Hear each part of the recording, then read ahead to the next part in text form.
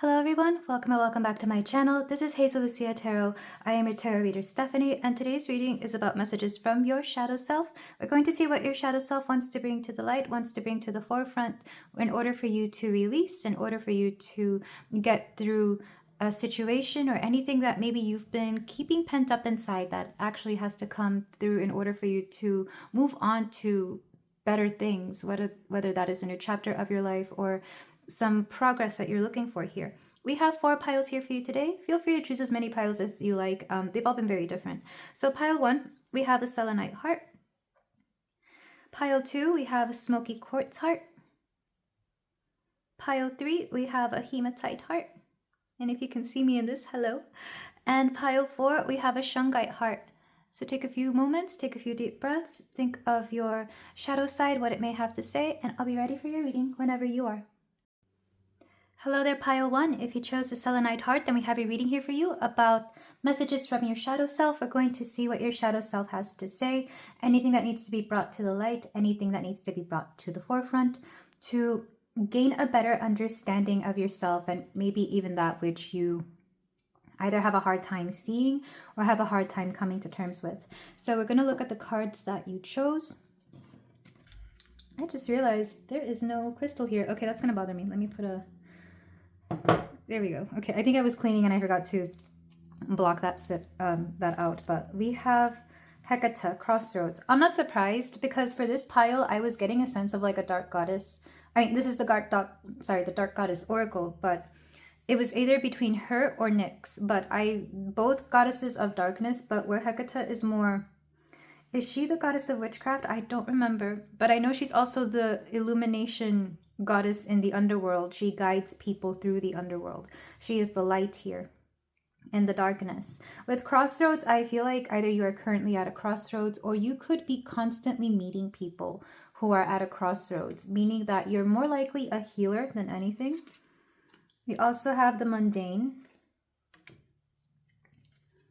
and intuition. So you're really, really intuitive. And I feel like everyday things for you are just not what most people, how do I put this? Like what most people accept as mundane, you don't. Like your everyday to day life is very different from everybody else's, because this is the kind of life that you have chosen, or spirit could be guiding you to choose a path that is a little bit more unconventional than everybody else's, because you are meant to shed light onto many topics, many things. You have a very strong intuition, therefore you can't really operate like everybody else can. I know when I went through my spiritual awakening, this was very much a thing, because I've had several, and I feel like every time it just levels up, and I feel like you do something similar here, pile 1. You get more and more strong and intuitive with every passing year, with every passing practice. And I feel like sometimes you feel like you can't be like regular people. And I feel like that's okay. Your shadow self is kind of one of, and I've experienced this energy before, like kind of wishing that you were a little bit like everybody else, just so that you wouldn't, like, you wish you could blind yourself to certain things sometimes, or you wish you didn't feel so much so that you could be like everyone else. It's like, you are a very emotional person. You're a very empathetic person, but sometimes you wish you weren't, because you know where that has gotten you in trouble. Maybe you've had too much empathy for people who don't really deserve it, or maybe you've overlooked certain things just to keep the peace, because how can you tell people that your intuition is so strong, you just know certain things? I know I get that a lot, because I'll just be around people and I have claircognizance and I just know things. And of course, gaslighters absolutely adore that, because then they can easily say, no, you have no proof. But it's like with claircognizance, you don't need proof. You just know what is true here. Maybe some of you are claircognizant. Let's go ahead and get more cards for you. So your shadow side is wanting to bring to your attention your intuition, or where you may have been ignoring it or not listening to it. Because again, you kind of wish you were... And I say this because I've been through this before. Sometimes I just wish I was a little bit more stupid so I could get away with certain things. But no, my intuition is too strong, and my guides are very much behind me saying, you know this isn't right. You know that's not what you're supposed to do. Follow your path. So for a lot of you, this could also be following your path. We have Vata. Yeah. This is one of the, what are they called? The archetypes in Ayurveda, which I've always associated with air signs, but also a little bit of water. So Libra, Aquarius, Gemini, Pisces more so than Scorpio or Cancer, but I guess you could add Cancer in there too. But there's something rather mutable about this. It's like you're very much in your head, or you have a hard time grounding. You do things in small increments, and you don't fully dedicate yourself to one thing or another. You just allow yourself to go with the flow. And I feel like Spirit is asking you to do this. But again, you kind of wish you were a little bit more one way or another, as opposed to this in-between stage. Back of the deck, we have Lakshmi. Ooh, the goddess of fortune. Of good fortune and beauty as well. And every time I think of this goddess, I think, of course, of Padma Lakshmi, just because she's one of my idols. Like, I want to be like her when I grow up, just beautiful. And she's not really known for having a partner. She kind of just does things on her own. And she has like a very strong passion for food and people and her culture. And I feel like a lot of you could be very similar, but regardless, I feel like fortune smiles upon you. For a lot of you, there's a lot of money wanting to come in, but some of the things that you've been doing have kind of prevented you from that, or maybe things have been distracting you from building either a business, a career, or the skills to get there. So I do feel like fortune, good fortune is on your mind. It is definitely around the corner. It is definitely headed your way. But I feel like you may block this either because you feel you don't deserve it, or you could have some sort of abundance issues here. We'll get more into that in the tarot, but let's go ahead and get more cards for you to see what your shadow side, what your shadow self has to say. We have Beyonce, of course. Confidence can be the most powerful aphrodisiac. Be both everywhere and nowhere at once. When someone sings from the heart, don't go tone deaf. I'm hearing the song, oh, what's it called? The one where she's in the yellow dress. Hold up, they don't love you like I love you. Which also makes me think of the Yeah, Yeah, Yeah song. But there's some, yeah, how does that song go? What's worse, being jealous or crazy? Jealous or crazy? I'd rather be crazy.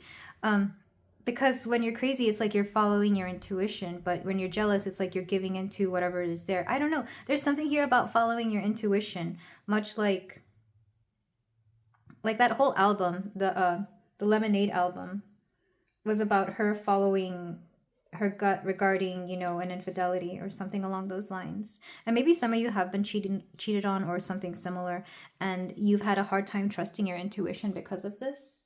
Like, maybe you knew, but you didn't want to know. Or maybe somebody had lied to you in the past. If it wasn't infidelity, it could have just been lying in general. Let's go ahead and get more cards. But I feel like you're in a place now, Pile 1, where people can't lie to you, and you won't let them, no matter who they are, no matter what they are to you. Gratitude again. Yeah. I love the blues coming through here. Specifically, it's like a teal blue. So for a lot of you, this could be an important color.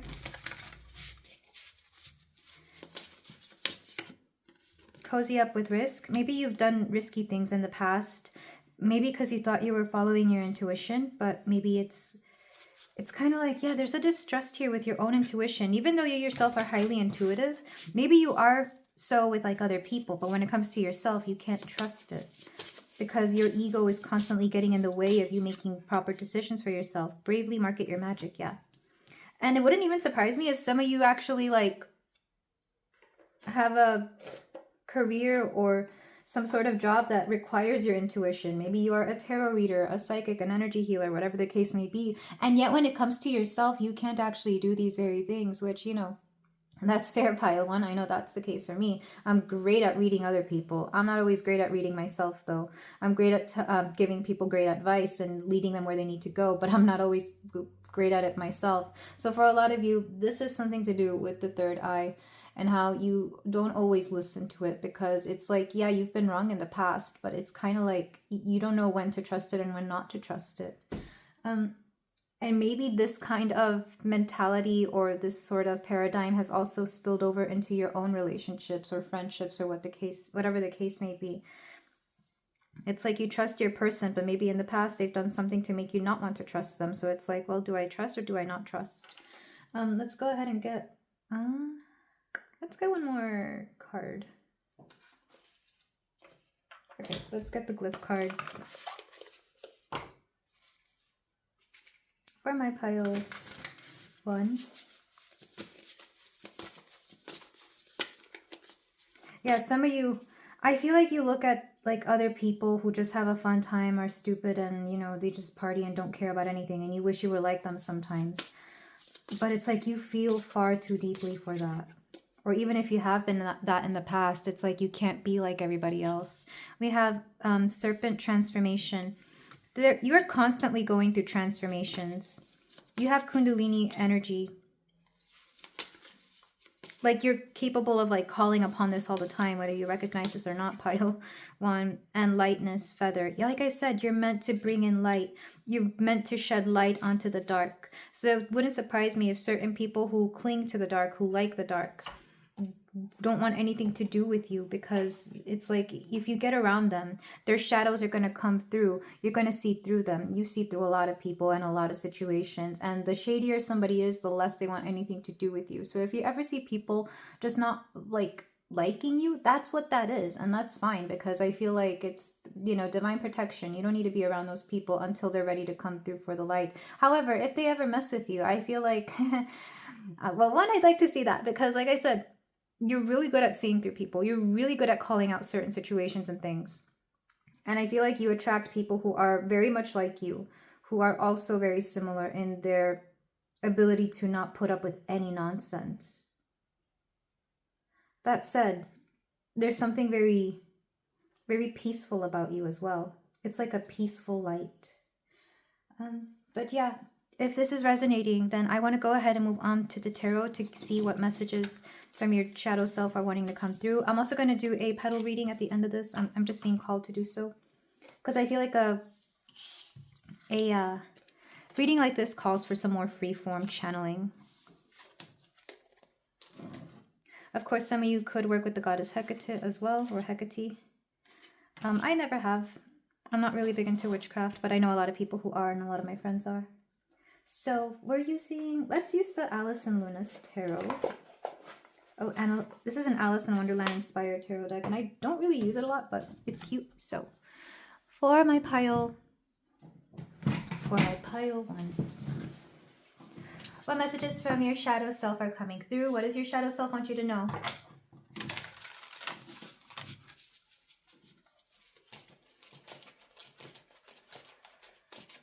I'm hearing something about love and relationships. Two of Pentacles, balancing. You have a hard time balancing the kind of person that you know you are meant to be, the kind of person that you are with your everyday life. For example, let's say you are very intuitive and you have like a very 9-to-5 job, a very mundane 9-to-5 job. You have a hard time balancing these two things out, because it seems like either they don't really go together, or it feels like a waste of your intuitive abilities to be in a space like that. Similarly, with a partner, you need a partner who is just as spiritual as you, or who at the very least appreciates your ability. Because if you were to be with anybody who didn't believe in what you do, then what's the point? Like, you would have to constantly be trying to, get them on board with you, or have them trust you, when the truth is, if your intuition is so strong, they have to go along with you. I feel like for a lot of you, you've had this push and pull in the past of coinciding your actual day-to-day life with your abilities, because you're not meant to live a life like everybody else. That is the strongest energy that is coming through here. For a lot of you, you could actually benefit from living somewhere where this kind of ability is more widely accepted. I know, like, for example, the city of New Orleans, tons of tarot readers, tons of psychics. It is almost like commonplace there. You would not stand out in a place like New Orleans, which may or may not be what you want, but I feel like you would have a community there of people who do similar things to you. That's part of the reason I kind of wanted to come onto YouTube to begin with, pile one, because I saw so many tarot readers. A lot of them were saying things that I also knew. They were resonating with my intuition, and even now I'll click on readings and I'm like, yep, they're just confirming what I know. There's a community there. There's a sense like finally somebody gets it. But let's get more cards. We have Wheel of Fortune, Fate. I feel like you feel like a victim of fate more often than not, pile one. But the key here is to not see yourself as a victim, and more as like co-inspiring with fate. Conspiring with fate. You have the Queen of Cups. It wouldn't surprise me if you cut yourself off emotionally a lot, because like I said, you're very empathetic. You understand a lot. You see through people. You feel a lot. So sometimes this comes off as you wanting to be cold, or you not wanting to feel. because I know I get accused of this a lot, but the truth is I feel things very profoundly. Therefore, I don't like, for example, if I'm having a great day and I'm around somebody who is not having a great day, like it may not be I may not just want to process their emotions for them, you know? I may not want to feel the sad and sorrow. And that's not because I don't feel bad for them. It's just, you know, there's only so much emotion you can take on from somebody else. So for a lot of you, there's something here about emotional psychic protection that is important. We have the Magician, and you manifest rather amazingly. I feel like the only time you don't manifest is when you have like some sort of subconscious blockage, or when whatever it is that you're trying to manifest is actually not for you. Because Spirit makes it a point to keep you very protected. Like, they want to make sure you're very, very protected. Two of Wands, yeah. There's a very cheery optimism to you. I feel like even if you don't have, like, you know, a black cat type of energy, or if you're not, like, you know, dark femme, there's still a very deep mysteriousness to you, despite the fact that you might be very happy-go-lucky, or you could just not look like what your actual abilities are. Maybe you have a very perky personality, or, you know, very upbeat. You might be a very happy person, and people may be surprised whenever they find out that you actually have very strong intuitive abilities, or that you can see through people, or that there's just like there's a darkness to you that people aren't aware of, but because you carry it so lightly, it almost kind of freaks them out, is what I'm seeing. Because I'm seeing her face here, like how happy she looks, but if you only knew what went on behind the scenes, people would be like, oh wow, I can't believe that's what you see and that's what you go through. And maybe some people have even discredited you. Like, maybe for some of you, you could even, like, for example, look younger than you actually are, or you could look less experienced, or you may have, like, a certain accent or something that just throws people off about what you are. You were meant to look that way, Pile 1. So that's one way the universe is protecting you. It's like, if you were to obviously look like a stereotypical psychic, then people would come to you after all this psychic stuff. But instead, you're meant to kind of distract, deflect, and look like something else entirely. Whether you do this consciously or subconsciously, it doesn't matter. This is how you're meant to appear, just to throw them off. But let's go ahead and get clarifiers for this.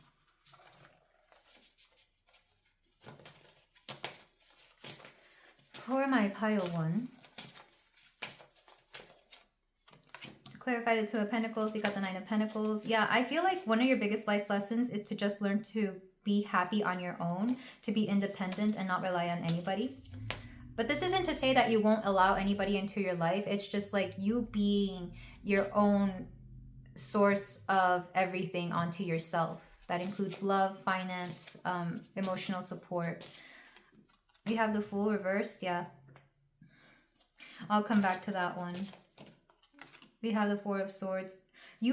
Okay, so you're definitely like a dreamer. Like, literally, you have dream magic. I feel like you feel a lot of people's emotions and empathy in your dreams, or when you go to sleep, you may heal people. I know certain people do that. They go to sleep, and if you wake up feeling weird, it's probably because you healed somebody around you, especially partners or people that you sleep with, or anybody that you may share a home, a room, or something with. You may notice this more when you go on vacation, for example.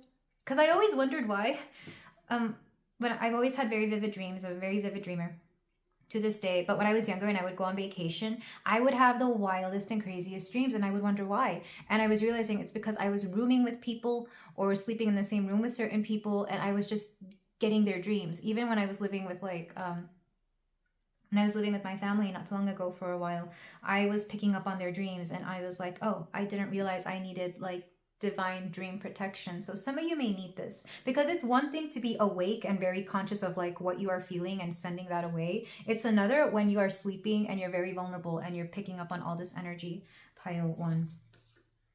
Oh yeah, this is definitely my very psychic pile. Like, this is pretty neat. Let me know if this resonates with you, Pile 1. We have the Six of Swords and the Two of Cups. I feel like you've been trying to manifest certain relationships, but like the universe keeps taking you away from people who are not healthy for you. And maybe this has been more than one relationship. You outgrow relationships rather quickly, or you feel the need to get away from people rather quickly once you find like I don't want to say it's an ick, but once you realize that it's going to go nowhere, once you realize that you're not going to grow at the same pace and that you don't believe in the same things, or you don't want same fundamental things, you're quick to get out of there, or the universe is quick to get them out of your life, essentially. Because I see you trying to manifest, if not relationships, and definitely friends or people. And same thing, I know I've experienced this with friends so much. I will meet friends who are just, I think they're the most awesome people, but then the universe would like literally yank them away from me. And when I go back and read into some of that, some of those friends had some very nasty habits. Some of them had some very nasty tempers, and I would eventually have been caught up in their drama. So even though I liked them on the surface level, had I known them any longer, I would have been caught up in things that I didn't want to get caught up in. And maybe some of you, there's something similar here for you, pile one. Let's go ahead and get clarification on the Two of Wands.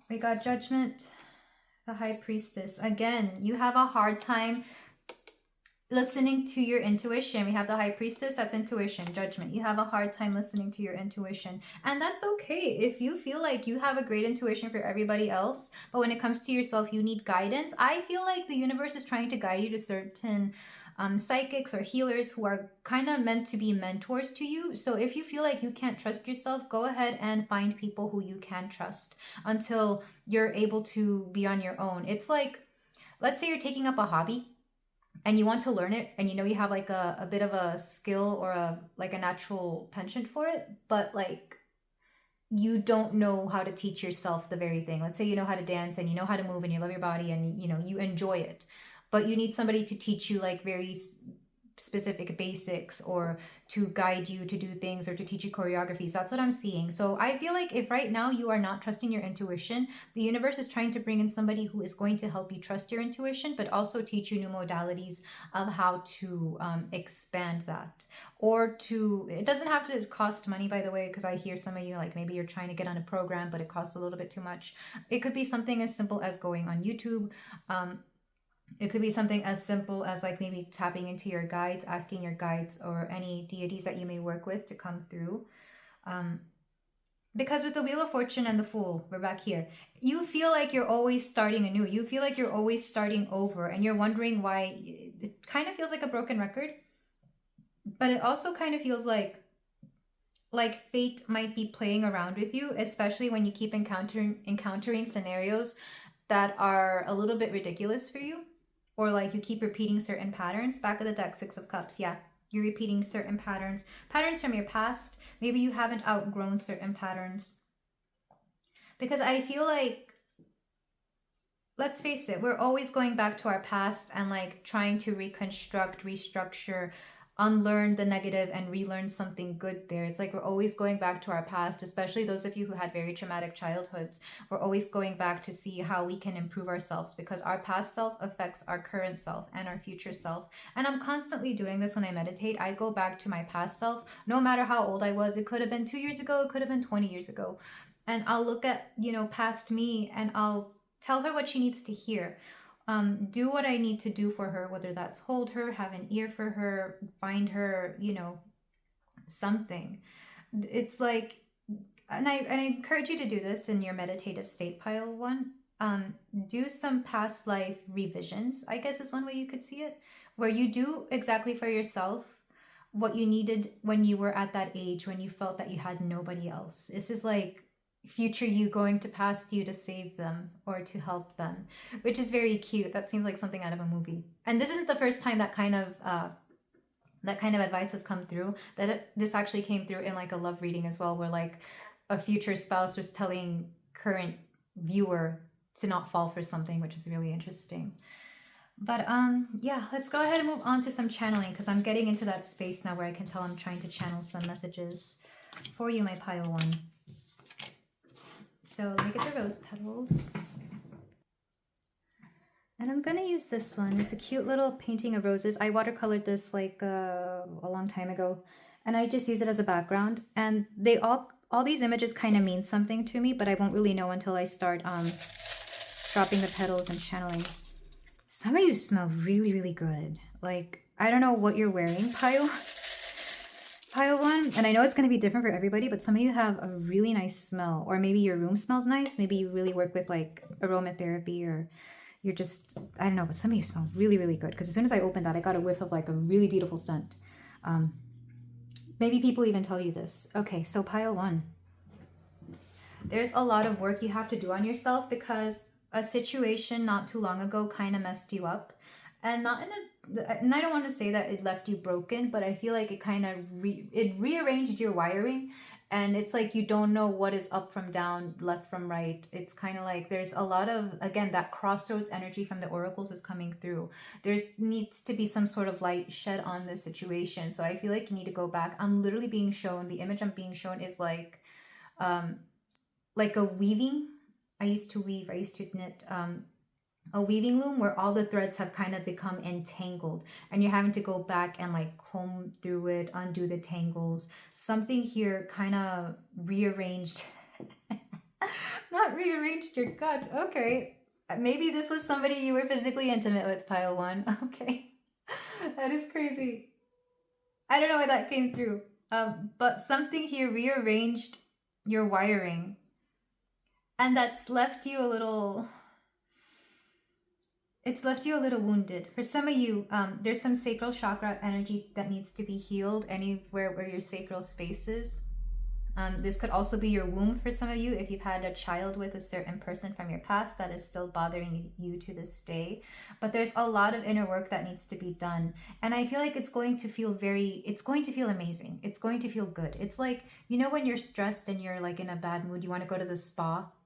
That doesn't seem like work, does it? It feels like it's relaxing. So your guides, your shadow self are asking you to view your shadow work as something like a spa treatment, as something like a salon day, like something that is amazing for yourself that you should look forward to, because you know after the fact it's going to be really, really, you're going to feel amazing after. I mean, some of it may, you know, some of the situations, some of the wounds that you are having to confront may hurt initially, but it's going to feel so much better. Because even, for example, taking the example of massages, sometimes when you go for a massage, you know, some of those muscles are really sore, or there might be really what's the word, like they're really stiff, but then they work it out and it feels amazing afterwards. That's what I'm getting. A lot of you need to start seeing shadow work as like something necessary. Same thing with working out, you know, it may be a little grueling at first, but then you feel amazing afterwards because you've released a lot of energy and your body's going to thank you for it. So for a lot of you, there's shadow work that needs to be done.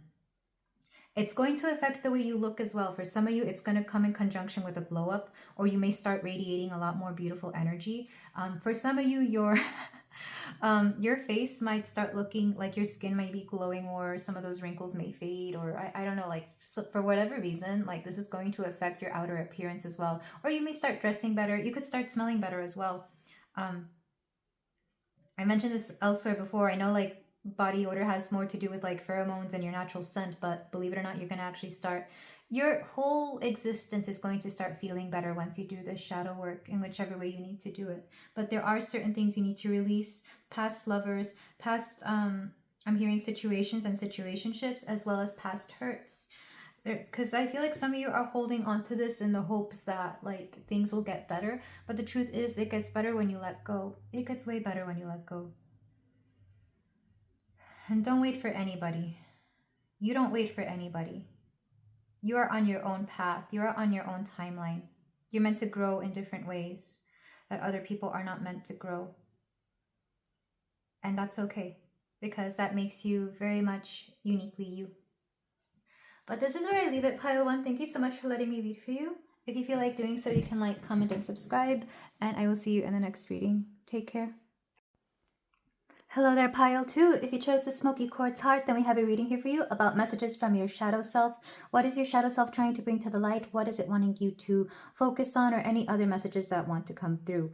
So we're going to go ahead and look at these oracle cards that you chose, and then we're going to go into the tarot to get a clearer, a more clear message, or different messages depending on what it is. And then I'm actually going to, I think I'm going to channel petals. Petal channeling? Yeah, I think that's what I'm going to do. It's been a minute. So we have Rangda, fear. Rangda, fear. We also have magic and paradise. I feel like this is similar to pile 1. So if you're just continuing from pile 1, there could be a similar message. But mostly I have a feeling that you fear manifesting better for you. You fear manifesting better than what you currently have, or you fear manifesting like something that is that is meant to be good for you. Because fear here, of course, is meant to represent you and what what your shadow self is showing you. And that is why you're so afraid of getting big, in the sense that you could easily obtain everything that you want, but you're afraid of it. Magic lets me know that you definitely have a manifestation ability here. I think everybody does. And I feel like you more so than most people, but you're kind of afraid of what that might bring, because with Paradise, I feel like a lot of you've been trying to manifest something better. More specifically, an environment.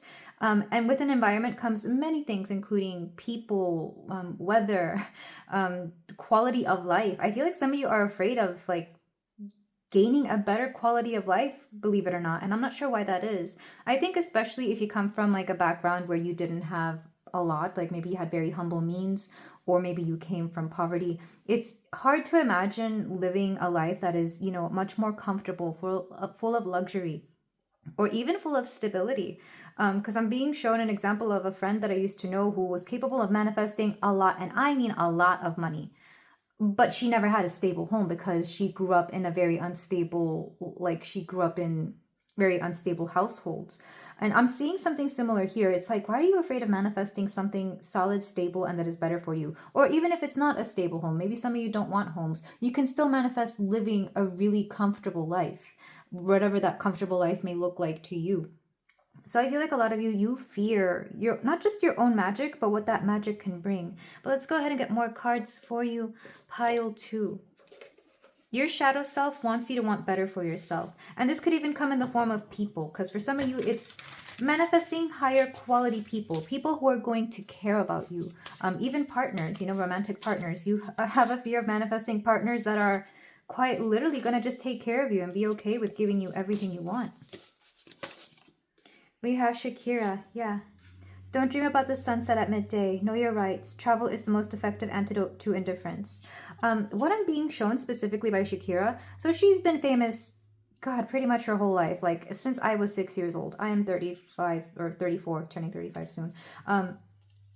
She's always been wealthy. And I feel like that was one big thing whenever she went through her divorce, was how she had to pay a bunch in taxes and it was like nothing to her. It's like, okay, yeah, whatever. She's been wealthy her whole life. She's always had everything at her fingertips. I think her biggest thing has always been romance. And I'm not here to dive into her life too much. I'm just being shown, like I said, she's so beautiful, even at her age. She's so successful, so talented.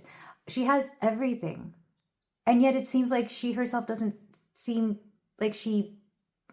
Gosh, I don't mean to call her out. Shakira, if you ever see this, I'm sorry. I love you. Te amo tanto, tanto, tanto. But it seems like relationships are that one thing where she can't seem to manifest anything or anything worthwhile. Or even if she does, it seems like it's always a game of, like, how long are they going to last? Maybe some of you have manifested something in the past and maybe it slipped through your fingers and that kind of traumatized you because you thought it was a sure thing and then it fell through. I'm hearing specifically the song. Why am I hearing... What's it called in English? What's the English word? Objection Tango? Objection, I don't want to be the exception to get a bit of your attention.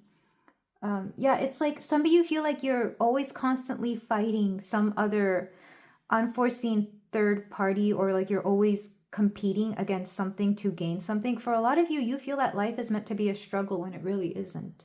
That's what I'm getting. Because even though that song is about a third party, I'm not getting that in romance at all. It's more like, I don't want to be the exception to get a bit of your attention.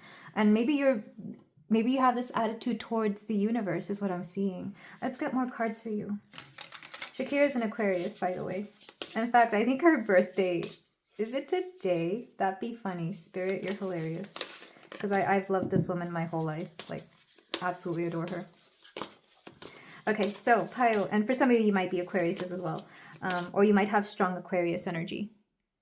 And I know Pluto just went into Aquarius as well. So what cards do we have for you? We have Coins, Abundance. Yeah, for a lot of you, we're talking about abundance, manifesting abundance for yourself. It's like you fear what you may become if you had all that money, or if you had enough money to even get by. Then we have Protection.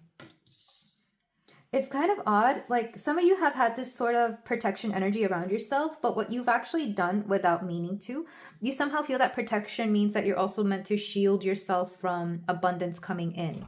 Because this is one way that I was taught, like sometimes people who are afraid of like if you've been, if your boundaries have been crossed in the past, or if you've been, not treated well in the past, you have a fear of receiving in any shape, way, or form. Because I feel like in the past you may have received either unwanted attention or unwanted advances.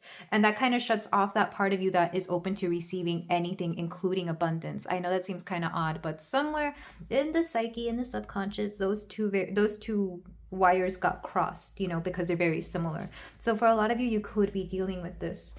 And I feel like there could even be some blockages in accepting things in general. Let's go ahead and get more cards. For my pile. I keep hearing a bunch of Shakira songs now. I'm sorry. I'm going through her whole catalog. I'm hearing You're the One I Need. The way back home is always long, but if you're close to me, I'm holding on. What's that song called? It might just be called You're the One I Need. I want to say that's from Laundry Service. We have Satya. And I'm going to get one more card from this one. And Tejas. I always pronounce this card Tejas because of my Spanish background. So some of you could be from Texas. Just funny because that's not even how Texas is spelled in Spanish. But I'm going to go ahead and read from the book from these. So for Satya, we have truthfulness. You are moving toward your truth, peeling off all layers of inauthenticity. Okay. The fact that I had trouble saying that word lets me know some of you are kind of grappling with that, with your inauthenticity or authenticity in general. You're peeling off all layers of inauthenticity that have been placed upon you by social conditioning. Through this shedding, you are finally feeling truth's bare skin as you place your fingers upon your face, finally coming home to yourself. This truth, Satya, has been dormant inside you all along, waiting until your awakening. Through this process of understanding, unlearning, and evolving, you are becoming a bodhi, awakened person. Continue to step into this new paradigm of truth as you shed all false beliefs, narratives, and stories so you can emerge as your true self. Yeah, your true self is open to abundance, and your true self knows that you can be safe. You can still be very much a very authentic version of you and have everything that your heart has ever desired. I'm going to go ahead and read for Tejas now.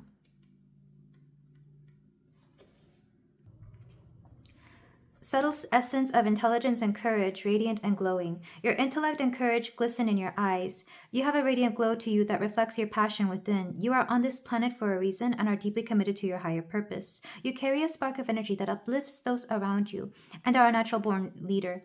A warrior of love, you are committed to raising the vibration of this planet, even if it sparks controversy. By being your highest self and committing to your truth, you encourage others to do the same. Continue sharing your spark with others who have lost theirs. It's interesting because every time I read that passage, I think of like an intelligence that makes you bright, if that makes any sense. Like, you know how some people are just so funny and witty that like they have a really nice aura about them, like people like being around somebody like that. That's what I'm getting. It's very much air energy as well. So like I said, Aquarius, like Shakira, Libra, or Gemini. Some of you, you're very intelligent and this lightens up a room, but also your intelligence brings about truth. They're kind of not interchangeable, but they go hand in hand with you. I feel like a lot of you have a lot of clarity and truthfulness to you. So it seems kind of odd that you would have certain fears about accepting things like abundance or even protection for some of you who have a hard time feeling safe no matter where you are.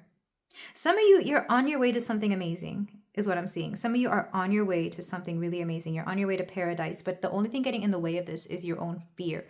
Either whether it's I'm hearing a fear of being seen, but also a fear of stepping into your power, or even just fear of like what you have to combat, like who you have to fight. For some of you, you have a fighty energy to you. Not that there's anything wrong with that. I feel like that energy comes in handy whenever you're, for example, in a courtroom or defending people's rights. But for some of you, it's like a fight or flight mode that kind of never really went into like it's a fight or flight mode. That's what I'm getting for some of you. Let's get more cards for you. For my beautiful pile too.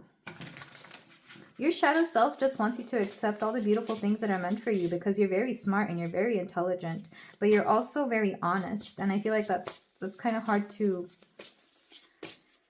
some of you may have been surrounded by people who don't value honesty and intelligence, and I get that. Like, some people value people who are, and I hate saying this, but like in my family's from Mexico, and there's this saying. They don't say intelligent, like they don't say someone is intelligent. They say somebody is quick, like somebody is quick-witted. Ser listo, ser lista. That means that you're so quick that you're able to get one over on people, or that you're able to jump onto things. And it basically implies that someone is so smart they're able to do something, but it's also kind of implies that somebody is very it's tricksy energy. It's like being slick, essentially. That's what that means. So I feel like if your environment, your culture, your background, or whatever the case may be, did value intelligence, it was only to like get ahead. It's hustling energy, essentially.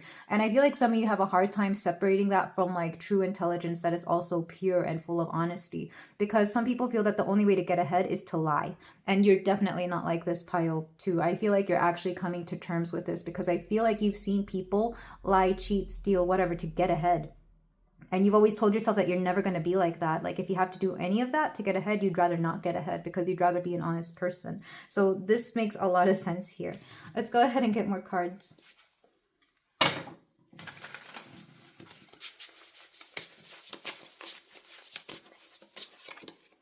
We have fearless expression. The fact that there's so much blue here lets me know also, because my throat chakra is feeling amazing right now. Usually at the end of the day, it's like sore or it hurts, especially if I've been like talking all day like I was today. But right now, I feel like you have a very, very strong throat chakra. You have a very strong expression. Like, I feel like you're meant to be speaking to people or about important things in this world, pile 2. That is part of your life destiny. We have fierce serenity. Yeah, I've been feeling this energy. This card is meant to resonate with the strength card. But for a lot of you, you're really good at empowering not just yourself, but other people. And to encourage them to be better, to encourage them to choose things that are not just better for themselves, but better for the world at large. You have such an inspirational energy that even if you feel like, how do I say this? If you're around people who are like rather immoral or are kind of shady, you bring out the best in them. Like, they want to do better for you, either because you inspire them to do so, or your energy kind of brings that out in them. It's like you could easily make a sinner change their ways, is what I'm hearing. So I feel like if there's anybody who has like a say in what morals are, it could definitely be you, pile 2. At least people see you this way. And it's odd that this had to come out in this way. Some of you could also be Leos, because there's a lion here. Or you could have like an Aquarius Leo opposition in your chart. We have, you are living poetry. Look at this. Look at this color. You see this color? It's a lot of blue, a lot of turquoise. I feel like for a lot of you, this could be your actual, like your aura could be this color, or it could be like your signature color.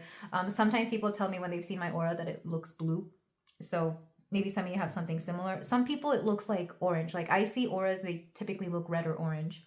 But people have told me mine looks blue.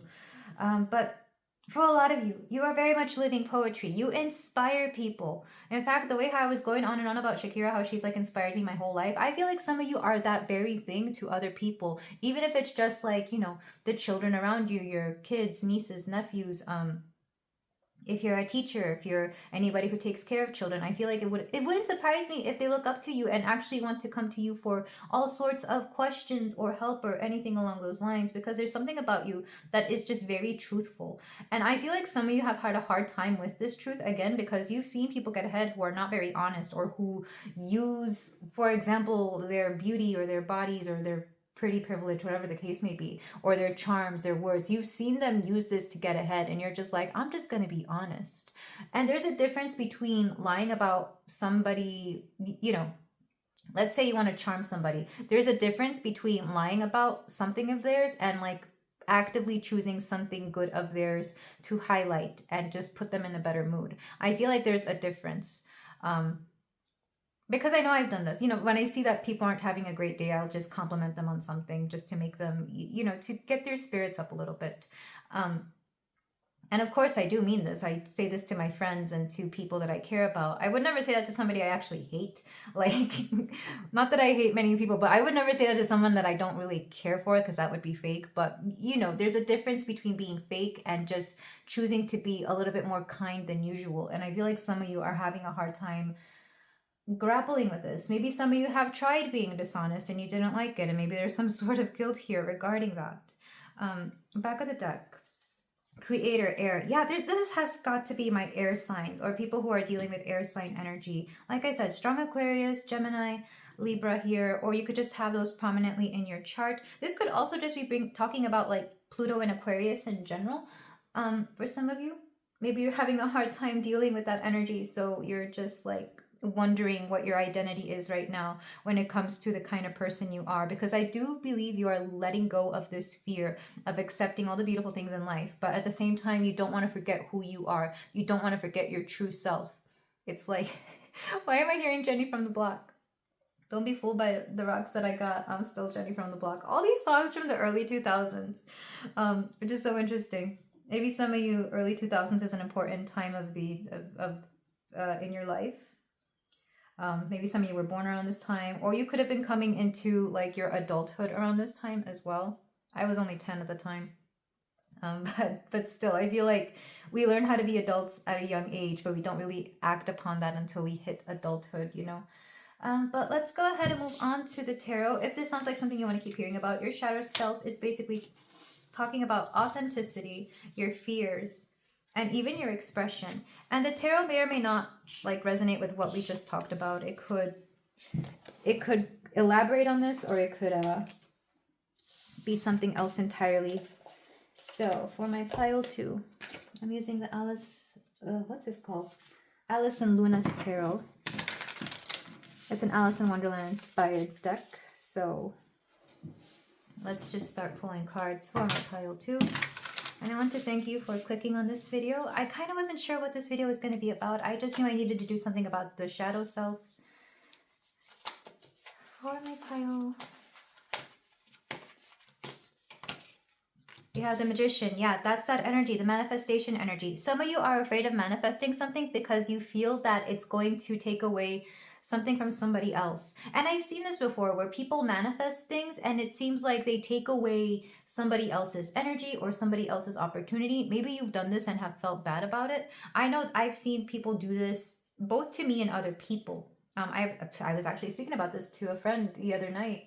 How I had planned something, but because somebody with a very envious eye was around us listening in on this conversation, like things just happened, and like I ended up not being able to afford going on this trip that we were planning. So it's very interesting. I feel like some of you have a fear that if you manifest anything, or if like whatever your energy is, you're afraid of how it could hurt people, because you have a very big heart, pile 2. You're very pure hearted. You really do care about people deep down. I feel like you never want to hurt anybody.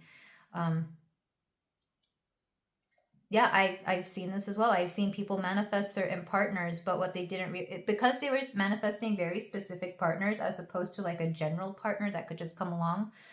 They were manifesting somebody very specific, and they ended up like, you know, breaking people up or causing divorces or whatever the case may be. It's very much like a monkey's paw kind of theory, where you have to be careful what you wish for, or whatever you wish for has a consequence that may or may not be favorable. So some of you have a fear of this, and it wouldn't surprise me.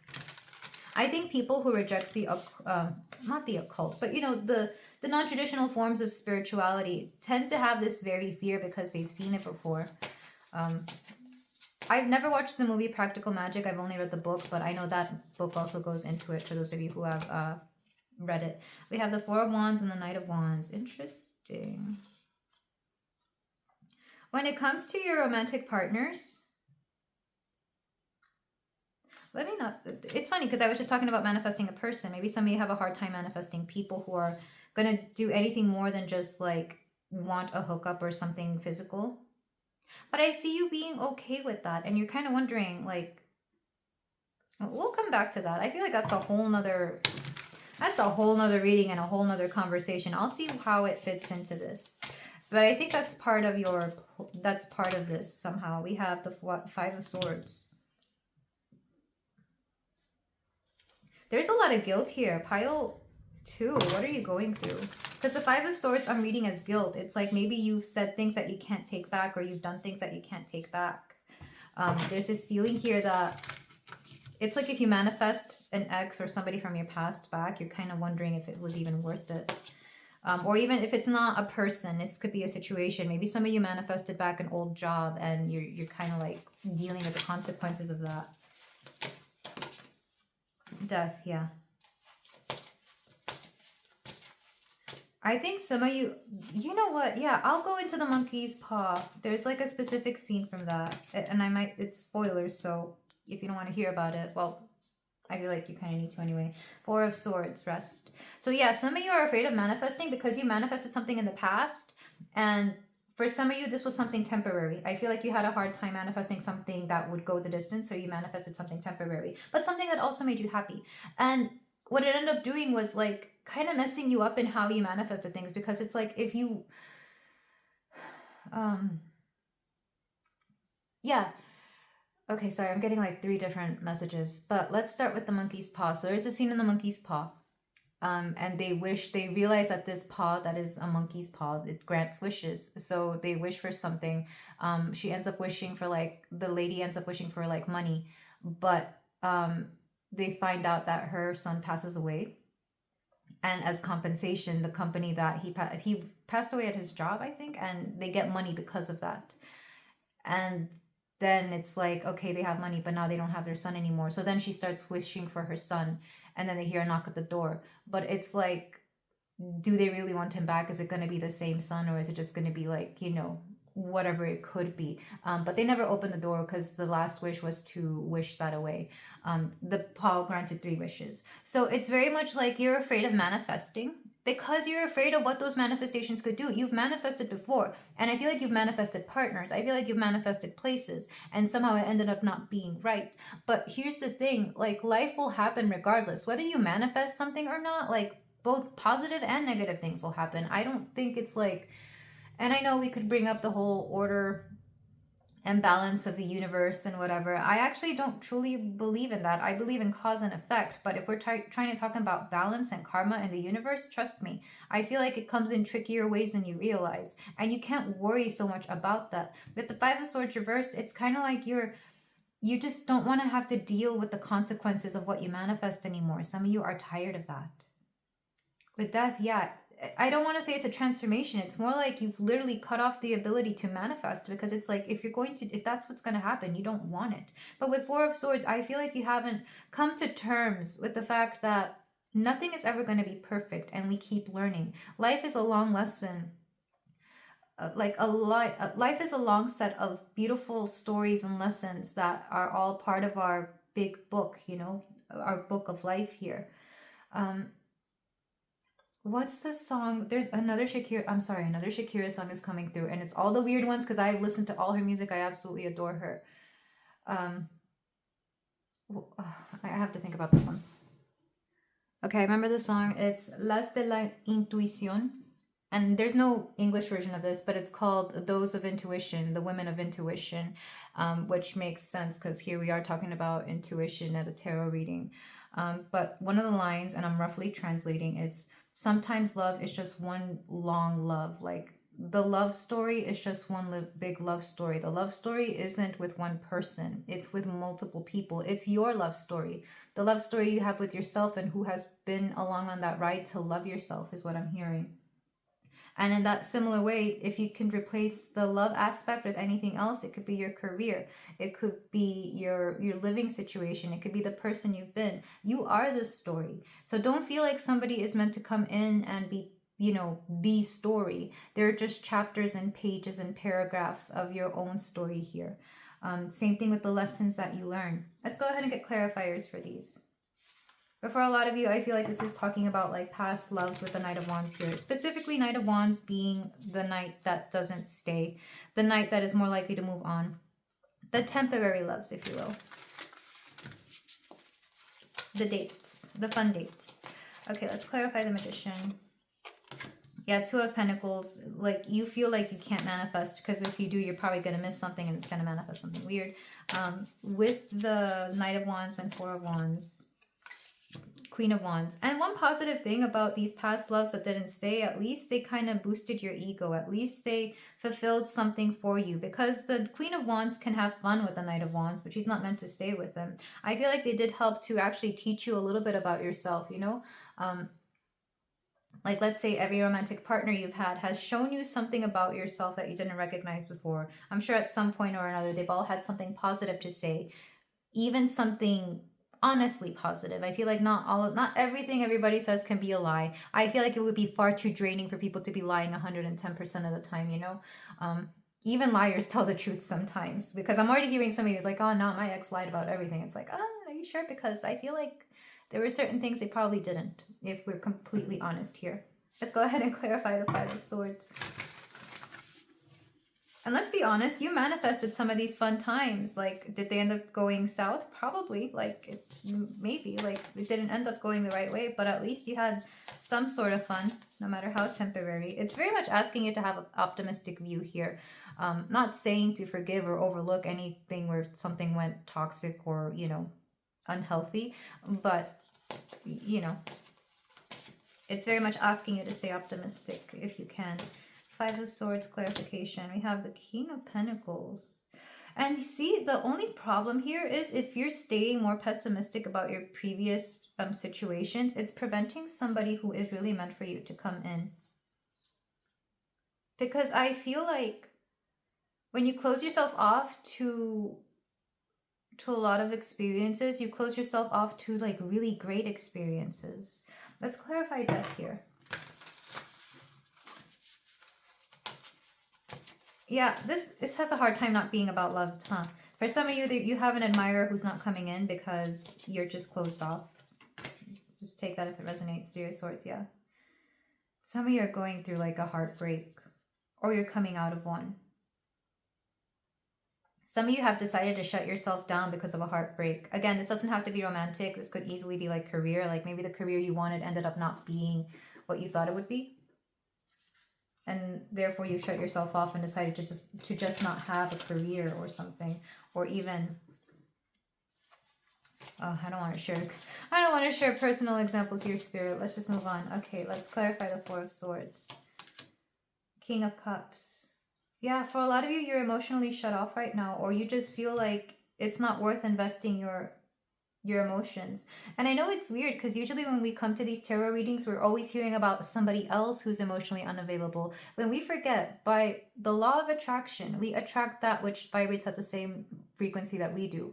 And if we're attracting nothing but emotionally unavailable people, it probably means that we, to some extent, are also emotionally unavailable because we haven't completely processed something from the past, healed from something from the past, or just accepted how we are feeling.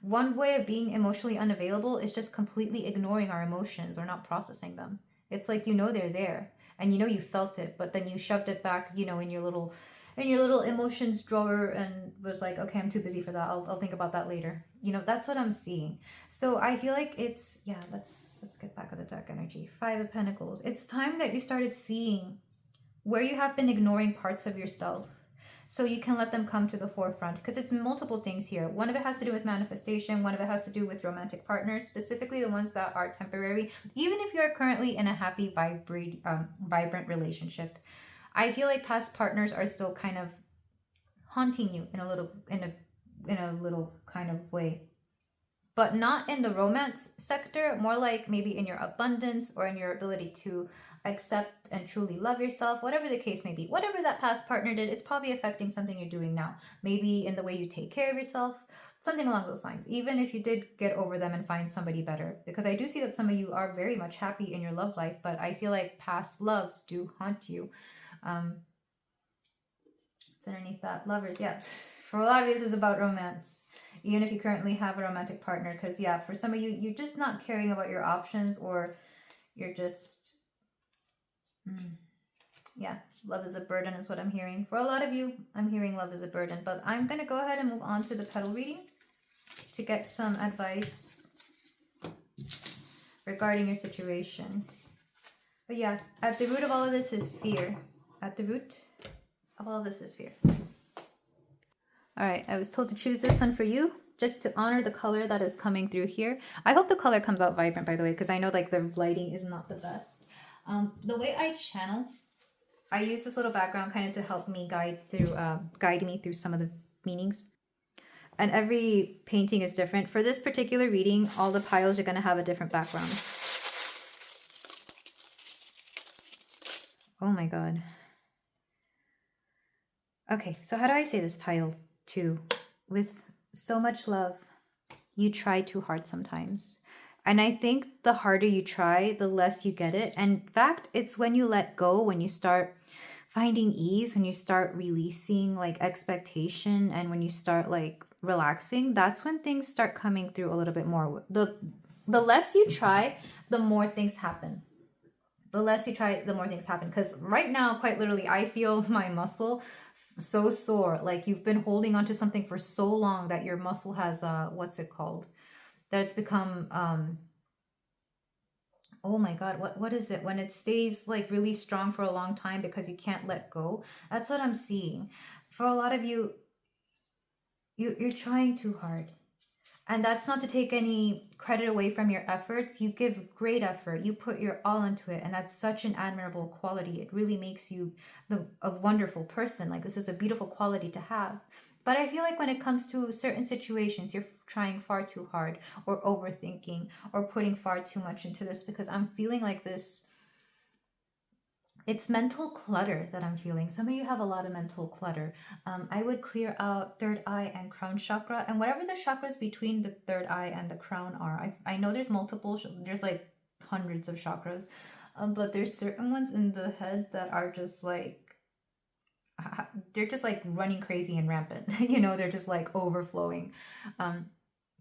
So I feel like there's something about mental clarity that is going to come through. And I say this because, like I said, you're very intelligent, you're very smart, but the downside of that is that you can be an overthinker and you're trying far too hard to do certain things. In fact, even manifesting feels like it's a bit too much for you. It's like I said, you manifested things in the past and it didn't come to be because you felt that you had to be a lot more specific about certain things. And the truth is, there's like a sweet spot to this specificity of your manifestations. It's like, don't ask for things that are far too specific, but at the same time, don't leave them so broad. So, no, you know, it's like, let me manifest a house. Okay. But you don't just want any house. You want a house with let's say 2 beds, 2 baths, or a house in this specific area, a house that costs this much, a house that is easy to maintain, etc. Like that's what I'm getting. Like you have to be specific enough for you and let everything else be whatever it needs to be. For example, you don't need to manifest a blue house. If you really wanted to, you could paint that house, you know, that is something that you can do yourself. Or you don't have to manifest a house that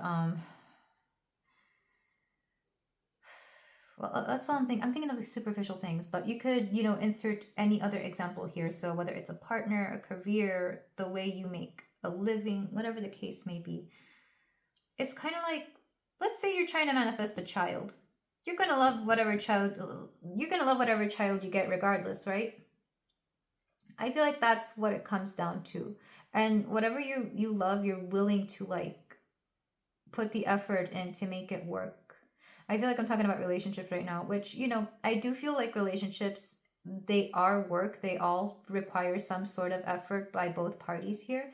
But but again, there's a sweet spot to how much effort you're supposed to put into it and like how much you're not supposed to put into it. Because if something is a burden every day, then it's not worth it. But if you're not putting any effort into a relationship and wondering why it's not working out, you need to put a little bit more of yourself into here. So it's all about finding balance. This is all about balance, finding a sweet spot, and letting things just flow. Because even as I'm talking, like I'm holding my breath a little bit, and I forget who taught me this. It was a yoga instructor. When you hold your breath, when you have a hard time releasing your breath, is it anxiety or depression? Well, one's depression and one's anxiety. If you have a hard time inhaling, it's depression. If you have a hard time exhaling, it's anxiety. That's roughly. Correct me if I'm wrong, for those of you who do know. It was a long time ago that I heard that, but when I realized that, it's like, oh, and this is why we're supposed to do both, so that we don't carry one or the other, and instead we're very mentally, healthily balanced. Take that only if it resonates, and take that only if it's making sense. I forget how that specific theory or modality goes. Some of you have something coming into your life that you're not seeing, and it's going to be something wonderful. I did mention children, so for those of you who do want children or who do plan on getting pregnant, it could be a child. For some of you, it could even be a pet. I sometimes see this as a pet, like something small, adorable that you're just going to absolutely love no matter what. So it could be a pet or a child, or both in some cases. Maybe you get the 2 for 1. Some of you have a hard time accepting the beauty that you are. And this is a shame because as I say this, like your guides are just like, they feel like they're crying or they're upset. And it's like, how can you not see the beauty that you are? How can you not see that you're very worthy of everything that you ask for, regardless of what you've gone through, regardless of what you think you deserve? Some people in the past have made you feel that you don't deserve enough, or that you have to work really, really hard to gain their approval or attention. There's that Shakira song again. Objection, I don't want to be the exception, to get a bit of your attention. I love you for free and I'm not your mother. Maybe some of you have given far too much to past relationships, friendships, work, whatever the case may be. And I feel like that's really hurt your, well, one, your heart. I feel it in the heart space, but also your ego, you know, that part of you that makes you feel confident. It's hurt your confidence. And it's even made you a little bit ungrounded, believe it or not. When people question your own vision of yourself, it's made you a little ungrounded. Because there's a difference between, you know, helpful criticism and just people who want to bring you down no matter what. Because they themselves can't understand what true beauty is.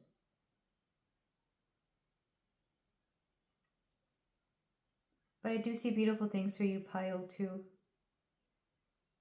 It's destined that you have wonderful and beautiful things because you have a very wonderful and beautiful soul. I don't think you understand how much you belong in the hearts of many people. There's a lot of people out there who truly adore you and would do a lot for you, and they cherish you more than anything. People who have seen your true self. And I'm getting a little teared up now because I can tell that some of you've been through a lot.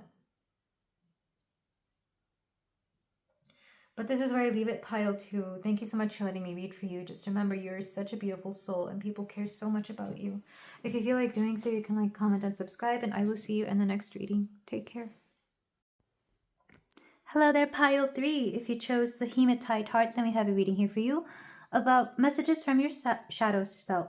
Your shadow self. What he, she would like to say, what your shadow self wants to bring to the light, to the forefront, that you may have to know and understand. So something about reflecting certain things back to yourself is coming through.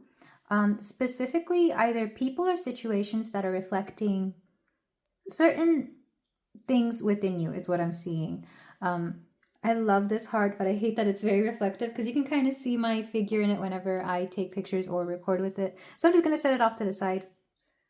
So with that said, let's go ahead and see what your cards are. The oracles are going to give us an indication of what the themes coming through are. And then we're going to go into the tarot to dive a little bit more deeply into what your shadow self has to say. We have Freya, complexity. She is a goddess of love, the Norse goddess of love, but also war. A lot of the Norse gods tend to revolve around war. We also have Amend. Yeah, I'm kind of not surprised. Nature. And I have to censor that. So, for a lot of you, we're dealing with...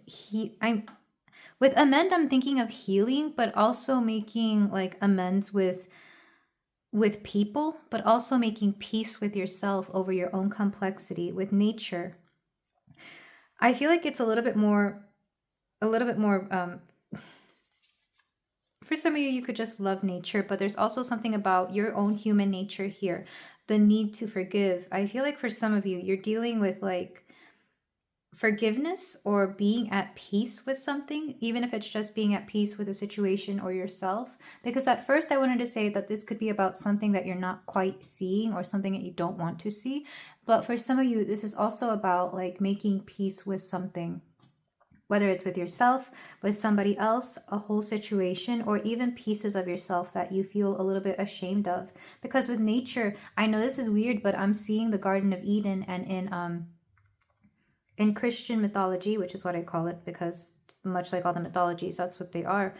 Adam and Eve were very much, it was said that they were naked and they were just walking around all natural until they ate the forbidden fruit of knowledge, and then suddenly they had shame and guilt. So there's something here about a purity that once it's tarnished or once it's tainted, has developed feelings that are low vibrational, which I know seems interesting. I'm getting a little weird with it, but this is what's coming through.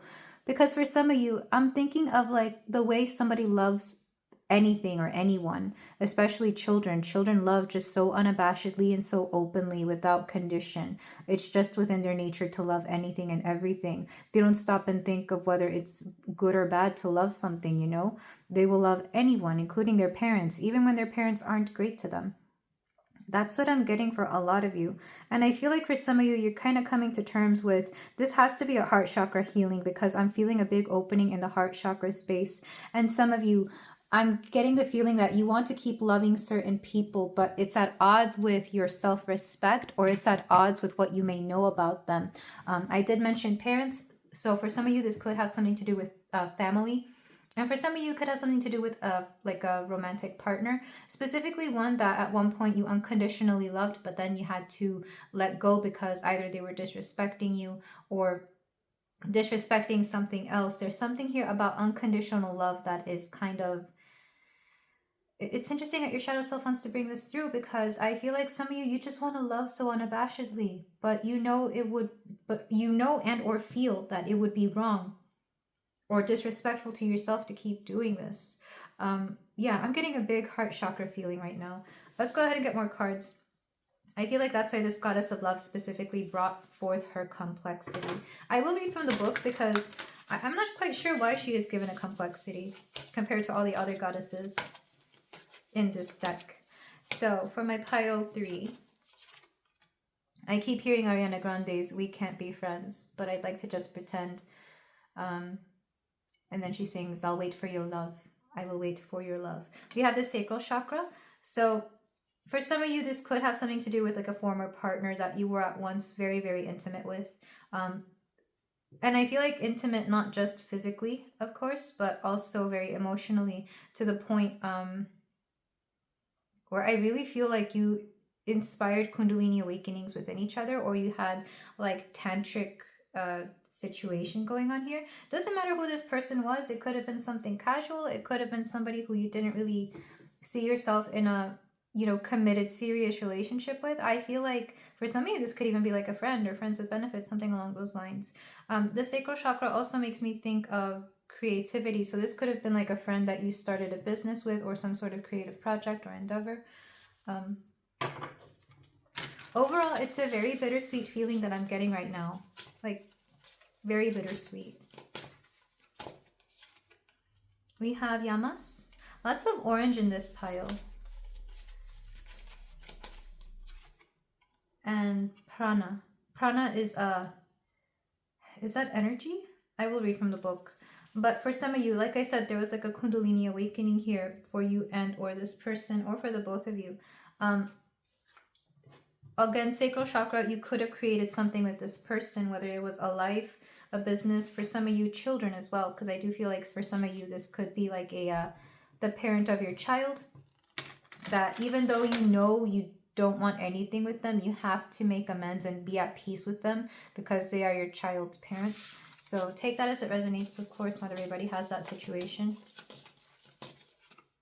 We have Jimi Hendrix. Only losers stay in tune. If you live in a room full of mirrors, all you will see is yourself. Technology is a tool, but it will never set you free. Interesting that it says if you live in a room full of mirrors, all you will see is yourself, because we had this hematite which mirrors a lot.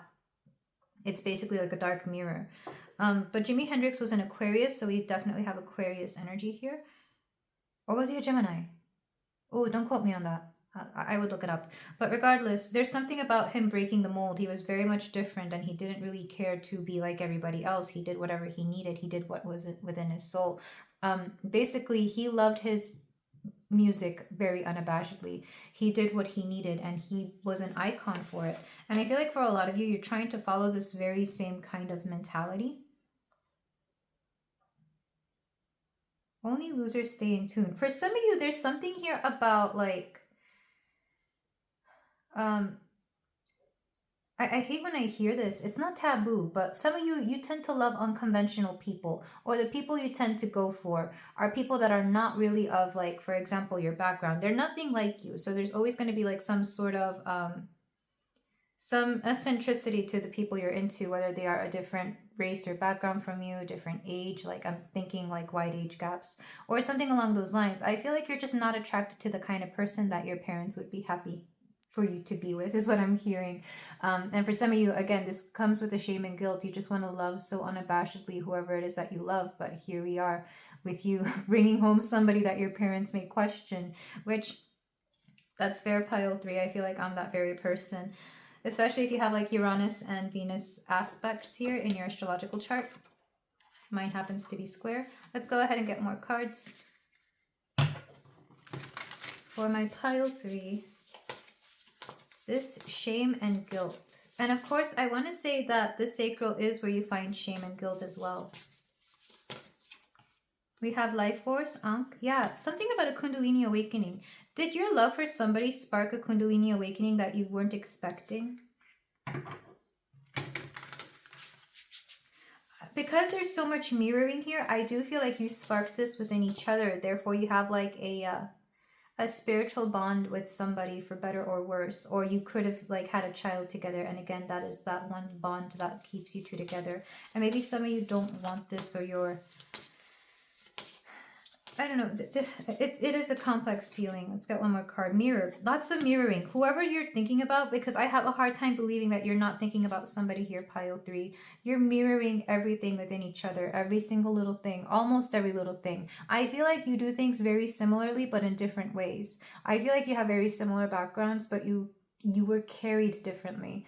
For example, like you had similar backgrounds, but one of you was a man, one of you was a woman. So of course, just by cultural and socialized standards, you're going to be different based off the gender that you happen to be born or assigned, is what I'm feeling.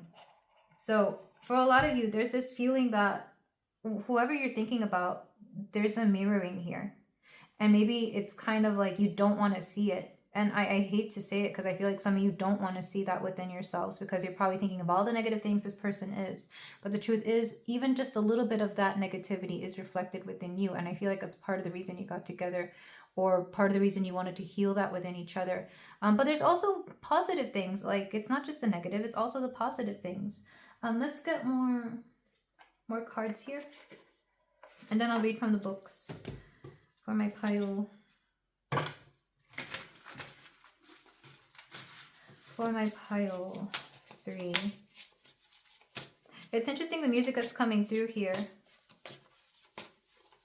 I don't want to say it all unless I get cards that confirm it though. Cut the cords of doubt. Not just the cords of doubt, but also cutting the cords in general. Cutting any cords you have to this person, because I feel like this is somebody that you've had to repeatedly detach from, because they somehow still come back into your life in one way, shape, or another. It could be that you constantly have to see this person for whatever reason. Or it could just be that you both, I'm hearing leave the door open, the Bruno Mars song. Maybe you leave the doors open for each other, because neither of you really believes in completely closing things off, especially when you've shared whatever you have. But there's this feeling here that it's like, why bother when all I hear is like, you know, you sense the energy through that open door and you don't know if you want that. Let's get more cards. Fierce serenity. Yeah. Somebody here could be a Leo. I associate this card with the strength card in the tarot.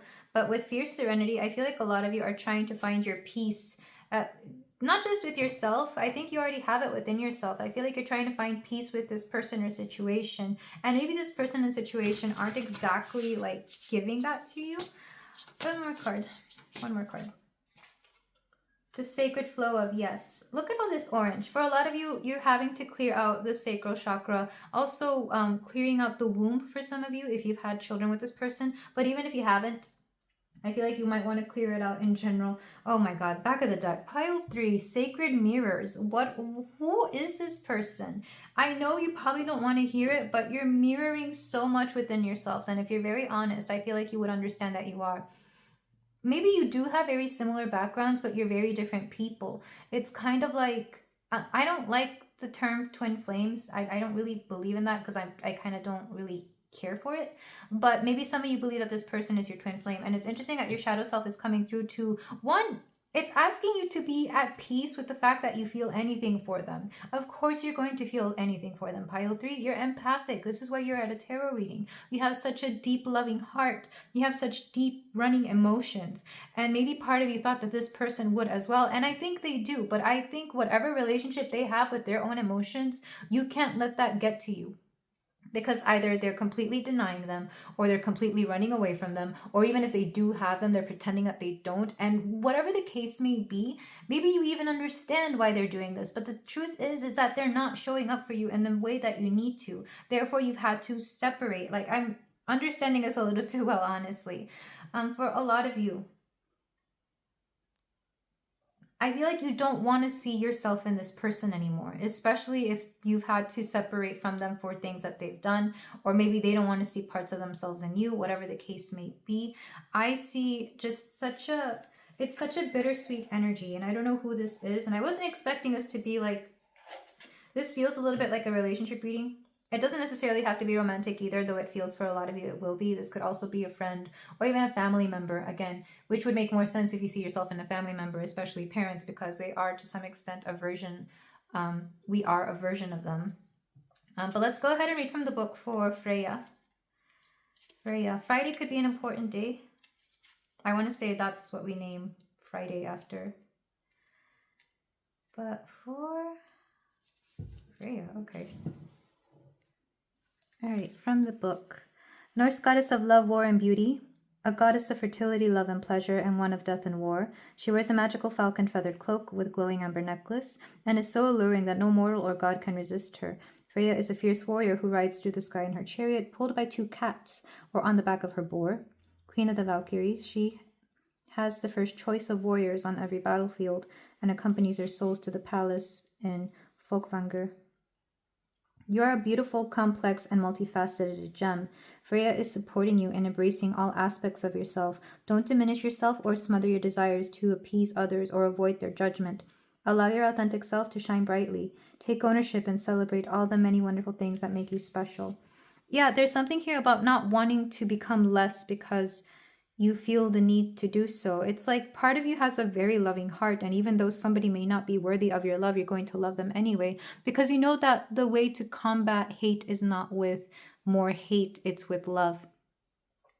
And I feel like you don't really seem to care what this person may have to give back in this regard. I feel like you're going to continue loving and sending peace their way. And maybe some people have even told you that, you know, this person isn't worth it. I can literally hear your friends saying, whatever, forget about them, don't worry about it. But you're just like, no, I can't help it. I have love to give because of something this person did for me at one point. And it's so pure, Pile 3. I kind of want to give you a hug. Because if you have this much love to give for somebody who's not giving enough to you, imagine how much love you have to give to somebody who is. For those of you who are parents, your children are very lucky to have you. But let's go ahead and read for Yamas and Prana. Oh, wow, yeah. So from the book for Yamas, universal morality, your kindness, compassion, and generosity beam to all around you. The ahimsa, compassion you display to all living things, does not go unnoticed. Only honesty flows from your lips. You speak words steeped in truth. You display honor in your non-stealing because of your deep sense of control. I'm ignoring the words because I don't want to butcher them in this beautiful language. Pile 3. You focus on what truly matters and have let go of excess belongings, practicing non-possessiveness. Continue shedding all that doesn't serve you as you blossom closer to your highest self. So with universal morality, I feel like you just have a very different sense of morals than the average person. Your sense of morals includes sharing an immense amount of love, again, to people who don't deserve it. It's yeah, it's like, why do I keep hearing loving the sinners? Is that like a Christian saying or something? Because I did open this reading with talking about the Garden of Eden. Let's go ahead and read for prana though. You have such a beautiful heart, pile 3. It's kind of making me want to cry of how beautiful it is. But for prana, we have subtle essence of vital life force and breath, flexible and creative. When you are pranaful, you are beaming with vital life force, which is also here in Ankh, by the way. So yeah, a lot of you, you're full of so much energy, pile 3. Energy flows easily through your body, and you are at one with divine consciousness. You dance through life with fluid movement, and your energy extends out of your body, felt by those surrounding you. You are in control of your breath and utilize it to move life force around you, bringing your mind, body, spirit into balance. Continue to breathe into the light that exists within you. This is your connection to universal pranic energy. There was a reading I did. I don't remember if I released it yet, but I remember I recorded it. But there's a reading called Why Are You Attracted to This Person? And I want to say there was one pile there where it was very much like you're attracted to this person because you see within them everything that is also within you. So how can you not love this person? And I know this seems so weird. And if it's not resonating with you, if this is like a toxic relationship, by all means, you can choose another pile. But even within the toxicity, I feel like we tend to love those people who have more problems a lot harder, because we know that they need it. But by that same regard, we're not meant to let them take control of us.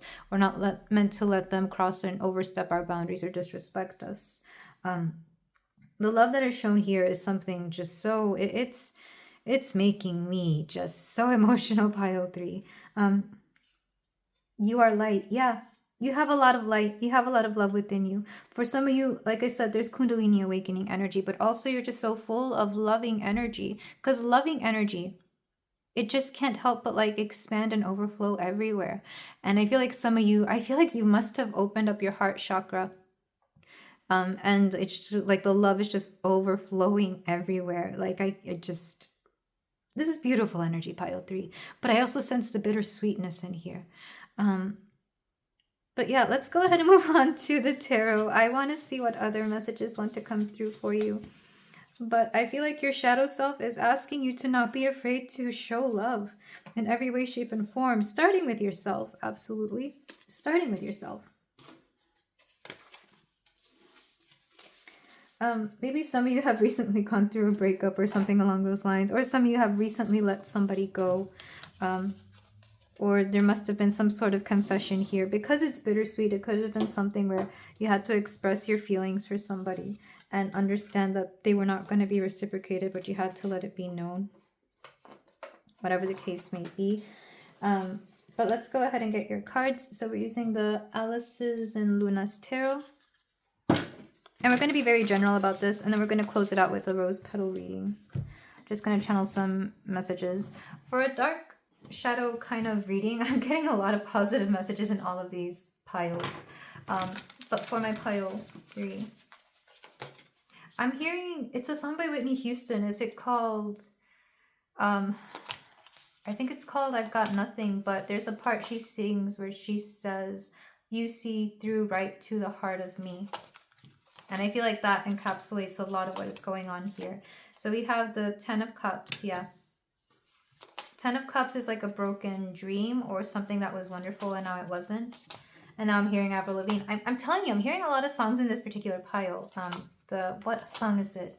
Happy Ending. You were everything that I wanted. We were meant to be supposed to be what we lost it. Maybe some of you even broke up like an engagement or something, or a divorce. We have the Queen of Wands. As a result, pile 3, I feel like this has kind of really done a massive blow to your ego. Because the Queen of Wands is somebody who shines brightly. She's very attractive. But here I feel like you're just not feeling it. We have the 7 of Swords. It could have been some deception or some secrecy, some dishonesty, whatever the case may be. Words that were said that, or weren't said, that were meant to, I don't know if they harmed. It's basic. I'm hearing harmful words or harmful truths being revealed. Knight of Pentacles. And this is something that lasted for a while. The Knight of Pentacles is slow-moving justice. But the thing is, I feel like you will come to some sort of agreement. If it's not from this person, it will be from the universe. I feel like you're definitely going to get your Because justice to me is karma. Like, you're going to see the karma come up here because all you did was love and give love. And maybe, and whatever this person did, I don't know if they deceived you. I don't know if they just used you. I feel like this person, there was definitely a bond here with the Ten of Cups. I have a hard time believing that there wasn't some sort of emotional connection.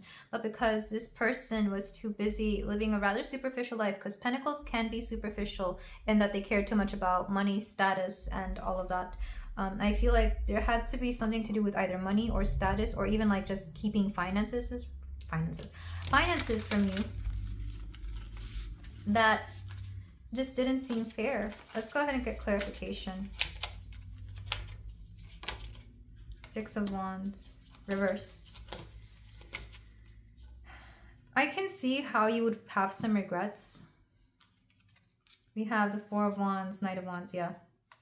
This person just came in. I want to say these positions came out very similarly in a different pile.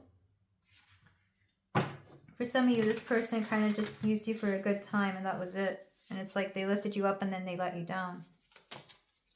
Let's get a clarifier for the Seven of Swords. What is the deception? The Devil. Yeah, they just... I feel like Devil is the deception. But can I get clarified? Like, this isn't enough of a clarification here. Can we get more for my pile? King of Wands. I'm sorry, like...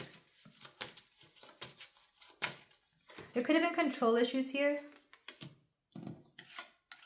Yeah, there was some sort of control issues. This person wanted a lot. Either you or this person wanted a lot more than this was worth, or they felt that it was too much, or you felt that it was too much.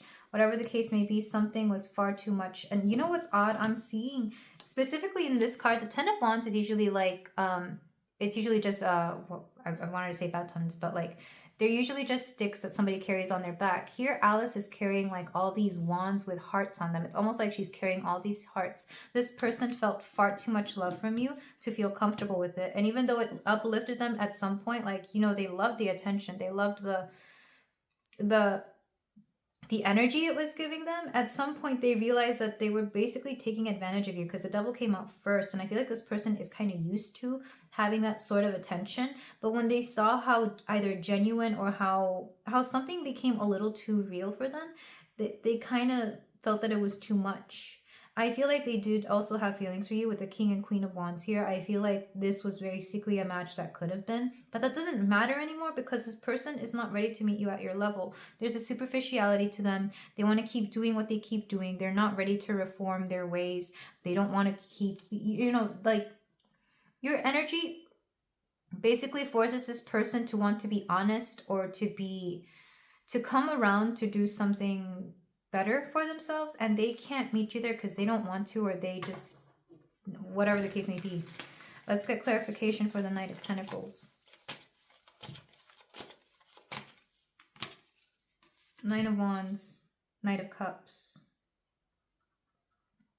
Yeah, this person didn't want to stop their playerish ways, or they just wanted to keep dating. Because the Knight of Cups is lover boy, lover girl energy, and the Knight of Wands, it's like they don't want to keep like they were okay just being non-committal. This person, I don't think they wanted to commit to you. They definitely had a wandering eye because the Queen's eyes here is looking at Alice over here. That just makes me think of a wandering eye, or this person, maybe they wanted somebody who was just different. I don't know. I don't know why your shadow self is bringing this up. I guess just to remind you that this person is exactly what you thought they were, like, or that this person is, like, I feel like there's something here about your shadow self reminding you who this person is. If you ever start wondering, maybe they've changed, or maybe something can work out here, or maybe you just did something wrong. You didn't do anything wrong, pile 3. And that's why justice is coming through. I feel like you're going to see the karma of this in some way, shape, or form. Not because, yeah, the Hangman reversed. Their karma is going to be that they're going to realize how wrong they were to let you go, and they're going to come back around. But by the time they come back around, I don't think you're going to want them. because you've healed too much. Five of Pentacles reversed. Yeah, it's like you've noticed your worth.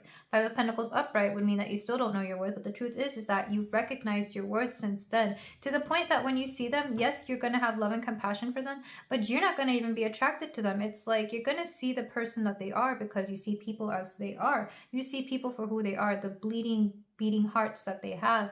But that doesn't mean that you forgive a lot of the BS that maybe this person has brought around to you, or the confusion that they brought to you, because like I said, they're a mirror. So you understand them, but understanding somebody doesn't mean that you forgive all their BS. And the biggest karma is going to be that they're going to feel so heartbroken by you rejecting them. But I feel like you understand that that is their karma, that they deserve that heartbreak, not because you want to hurt them, but because that's exactly what they did to you. Why is Avril Lavigne keep popping up? There's that song, what is it, Losing Grip, from her first album. I'm hearing, why should I care? Because you weren't there when I was scared and I was so alone. That's what I'm hearing. And again, I don't think you're doing this to be spiteful or mean. I feel like you're doing it because you know that the right thing to do is to choose yourself and watch them wallow in whatever it was that you felt whenever they rejected you or didn't commit to you, or whatever the case may be.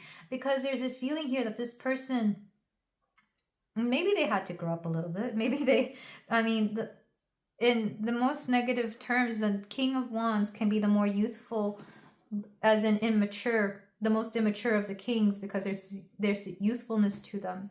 So for a lot of you, you're going to have to see this person be heartbroken. If not by you, it could be by something else as well. Back of the deck, we have the Chariot, yeah. Because this person was slowing you down. Seven of Wands. And this person needs to take accountability. What else does the shadow self want to explain to my pile 3? For some of you, I feel like you just wanted to hear this story of karma and revenge, retribution. Not that you want that, but I feel like you just kind of feel that things have been unfair. So the universe is like, okay, well, if you want to see things be fair, let us tell you how this is going to play out. Queen of Cups, yeah, that's you. Taking your beautiful emotions elsewhere, because even though you do have love for this person, it wouldn't surprise me if you still have love for this person when you see them again, or when they come back around. You may even tell them that. You may even have to break their heart by telling them that you love them. Four of Pentacles, but you let them go.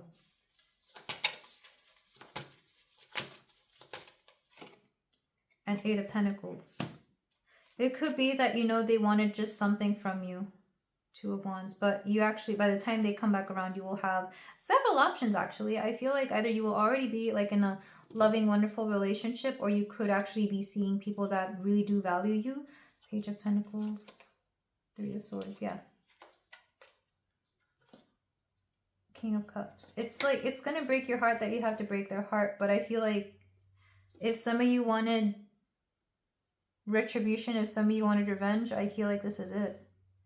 And I feel like that your shadow self is asking you to just not feel sorry. With so much love, you're going to have to let somebody go. Because I can already tell some of you, when this person comes around, you're going to be very tempted to take them back. Especially with the Devil and the King of Wands here. This person is very enticing. They're really good at like telling you exactly what you need to hear, doing exactly what they need to do to get you back. This person knows you the same way you know them. The same way. But I feel like, yeah, there's a bittersweet energy to this. But remember, you have a big heart. But like I said, just because you have a big heart doesn't mean that you should allow people to take advantage of you. But let's go ahead and move on to the rose petal reading. And I'm going to use a background. I've been using different backgrounds for all my readings in this one, for all my piles. I've never really seen this one before, so I'm gonna see what this one has to say. Jeez.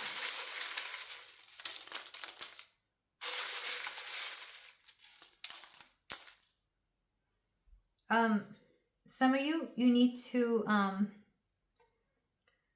I'm hearing you need to protect your energy. The way you protect your energy is to just keep extending bright light. I don't really do protective energy like fear energy. I do protective energy by just extending light, like shining your light so bright that it basically eliminates all darkness.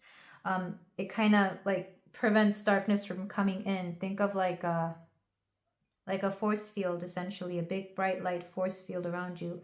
Because I feel like either this person or people that this person knows have been trying to get to you in some way, shape, or form. This person is really good at manipulating people.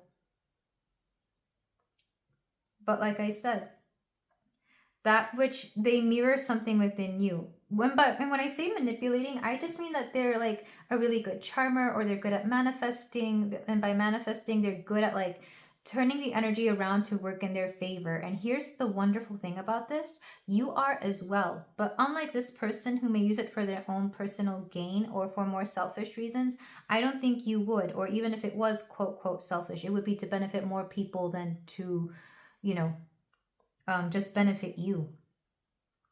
Because I kind of see you and this person have like a push and pull. And I've seen this before where two people who are very energetic. It wouldn't surprise me if this person was also spiritual to some extent, or at the very least worked with energy in some way, shape, or form.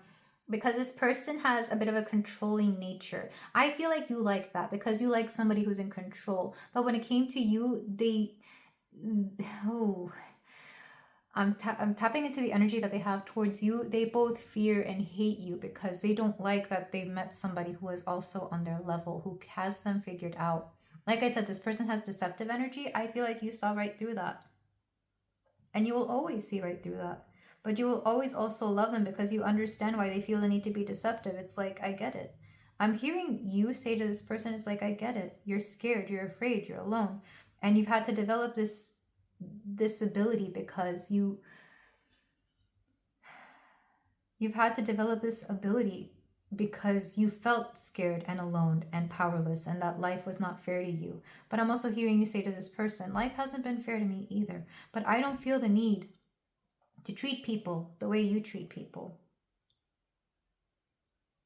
And I feel like that's why this person just, it's like you hold them accountable. Like, it's like you get them, but you don't get why they do the things they do, or why they have, I guess, for maybe a lack of morals. And maybe this person even tries to justify the lack of morals in a philosophical way, like, who's to say what's right and what's wrong. But I feel like you even tell them, it's like, no, there's a clear cut right and wrong here. I feel like you and this person, you are definitely soulmates, but in a way that you were meant to like meet each other to enrich each other's lives. I'm seeing, I know this is a weird analogy, but from X-Men, Magneto and Charles Xavier, they were very much, the best of friends because they both believed in the rights for mutants, but they both went about it so differently. One was more peaceful, and the other one was like, why give these people peace when they have never given us peace? That's what I'm seeing. One has seen like the ugliest things, and the other really does have like a hope for humanity.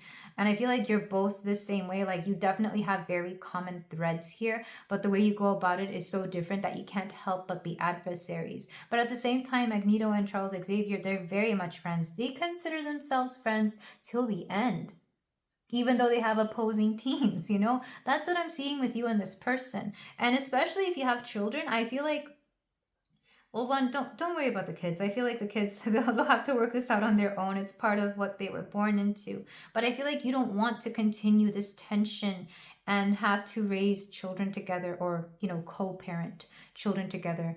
Maybe in some cases you do raise them. Maybe sometimes this person comes around and stays with you. For some of you, I'm getting strong co-parenting energy here. That's why I feel I need to bring that up.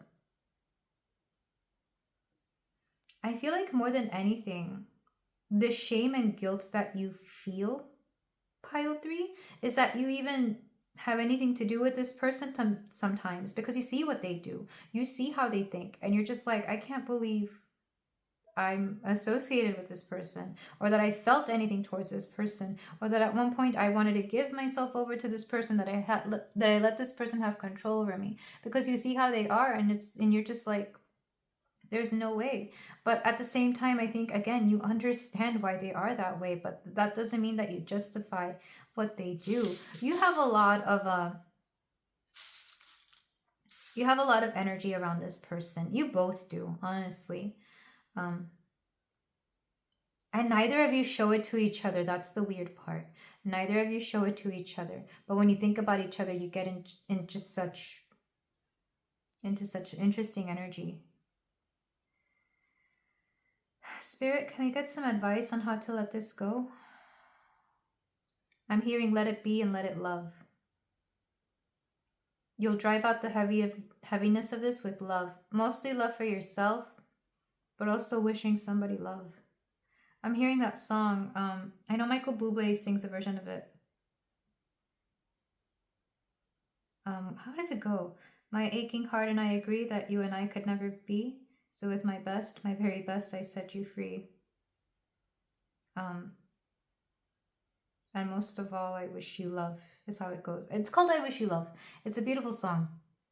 Beautiful, but also heartbreaking, because for a lot of you, your shadow self wants you to lovingly let this go for the love of yourself and for the love of this person and whatever their karmic debt may be, because you know they have a lot of it.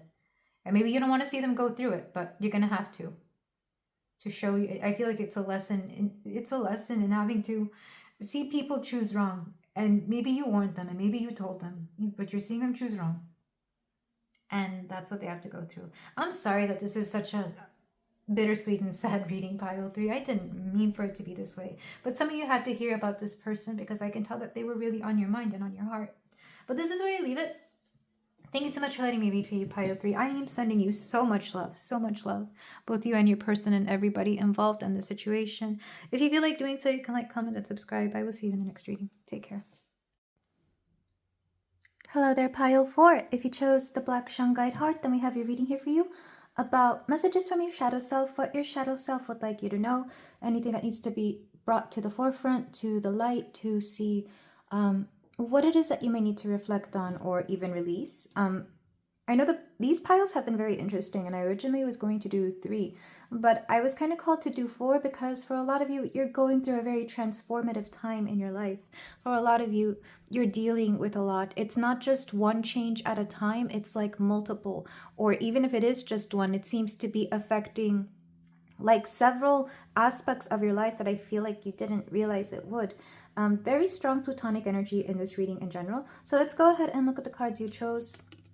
We have Pele, Passion. It's funny, Hawaii has been on my mind for months now. Maybe some of you are either going to Hawaii or you may have roots there, or Hawaiian culture could just call you a lot. Also volcanoes. I see her not just as a goddess of the volcanoes in Hawaii, but also volcanoes in general. Volcanic activity is very transformative in that it looks like an ending. It's erupting. It's chaotic, it's catastrophic, but what it really does is it creates fertile land. And for a lot of you, there's some sort of chaos that is actually creating an opportunity or opening doors for you. We have Dagger, which makes me think of like the sword suit in tarot. Specifically, this card has 2, so we could be talking about communication or lack of. We've got 2 of these cards. We have Death and Mirror. Yeah, I'm not surprised because like I said, there's a transformation, which death in any of these tarot readings can signify a transformation, a renewal, an ending with a proposed beginning. With Mirror here, a lot of you are doing a lot of self-reflection. If you came from pile 3 and maybe not most of pile 3 was resonating, you could be here because that pile spoke a lot about reflections and mirroring, but that pile was more about a one-on-one connection. This one I feel like is more you. But let's go ahead and get the rest of your cards because I can tell already that you might be on, I don't want to call it shaky ground, but you definitely don't know where you are going, where this is headed, what awaits you, because maybe you have come to an ending, but you don't know where your beginning lies next. So let's get more cards for you, pile 4. We have Dhumavati, and I want to say she is a goddess of, is it disappointment? Dhumavati. Let's get one more. I feel like for some of you, things haven't worked out the way you thought they would, or there has been some sort of disappointment. And Anahata, yeah, this is the heart chakra. Yeah, some of you must have come from pile 3 because that particular pile had a lot to do with the heart space, had a lot to do with the heart chakra. This one, I'm feeling more grounded. This one feels more root-centered, especially with volcanic activity. Whenever I do my meditation and ground myself or bring light up through the earth, I always, well, half of the time I envision volcanic activity like lava or even black sand beaches, which I want to say come from volcanoes because of the what's it called? The soot?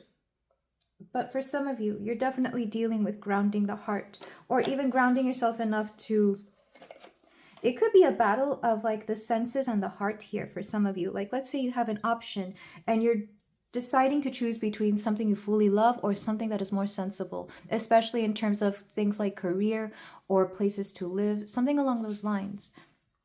For example, it might be more sensible to live with your family and stay with them, but your heart is asking you to go live somewhere that is more calling to you, that is more suited to your lifestyle, the kind of person you are. I'm hearing Pink Pony Club from Chappelle Rowan, specifically how she's talking about having dreams of leaving Tennessee and Santa Monica as being good to her. Like, it's that kind of energy that I am hearing for some of you. So maybe there is a move on the horizon, because I'm getting strongly a sense of like lifestyle change here. Let's go ahead and get more cards. We have Grace Jones. Learn to be your own sugar daddy. Harness the power of an unexploded bomb, always waiting, always ticking. To ensure survival, prey must become hunter. Yeah, some of you are stepping into your hunter energy. You're stepping into your emperor energy. I think especially if you're a woman, being your own sugar daddy, you're taking care of yourself. You're doing your own things. And not only that, but you're not afraid to let people know that you are very much in charge of yourself. I keep hearing Bjork songs as well. I think because I said volcano, and I associate Bjork with volcanic activity because she's from Iceland. And that volcano in Iceland is always going off, I swear. But what song is it? Isabel? I am Isabel, married to myself. That's what I'm hearing for some of you. So you're definitely stepping into an energy of being very independent, of doing things on your own. I think especially if you've been used to doing things like with a partner, or if you've always had like a partner or a friend or any type of codependency. It doesn't even have to be that. It could even be your own family. But for a lot of you, you're stepping into a very independent energy because your heart is calling you to do so. Your own heart is asking you to find your independence through your passions. Let's get more cards for you.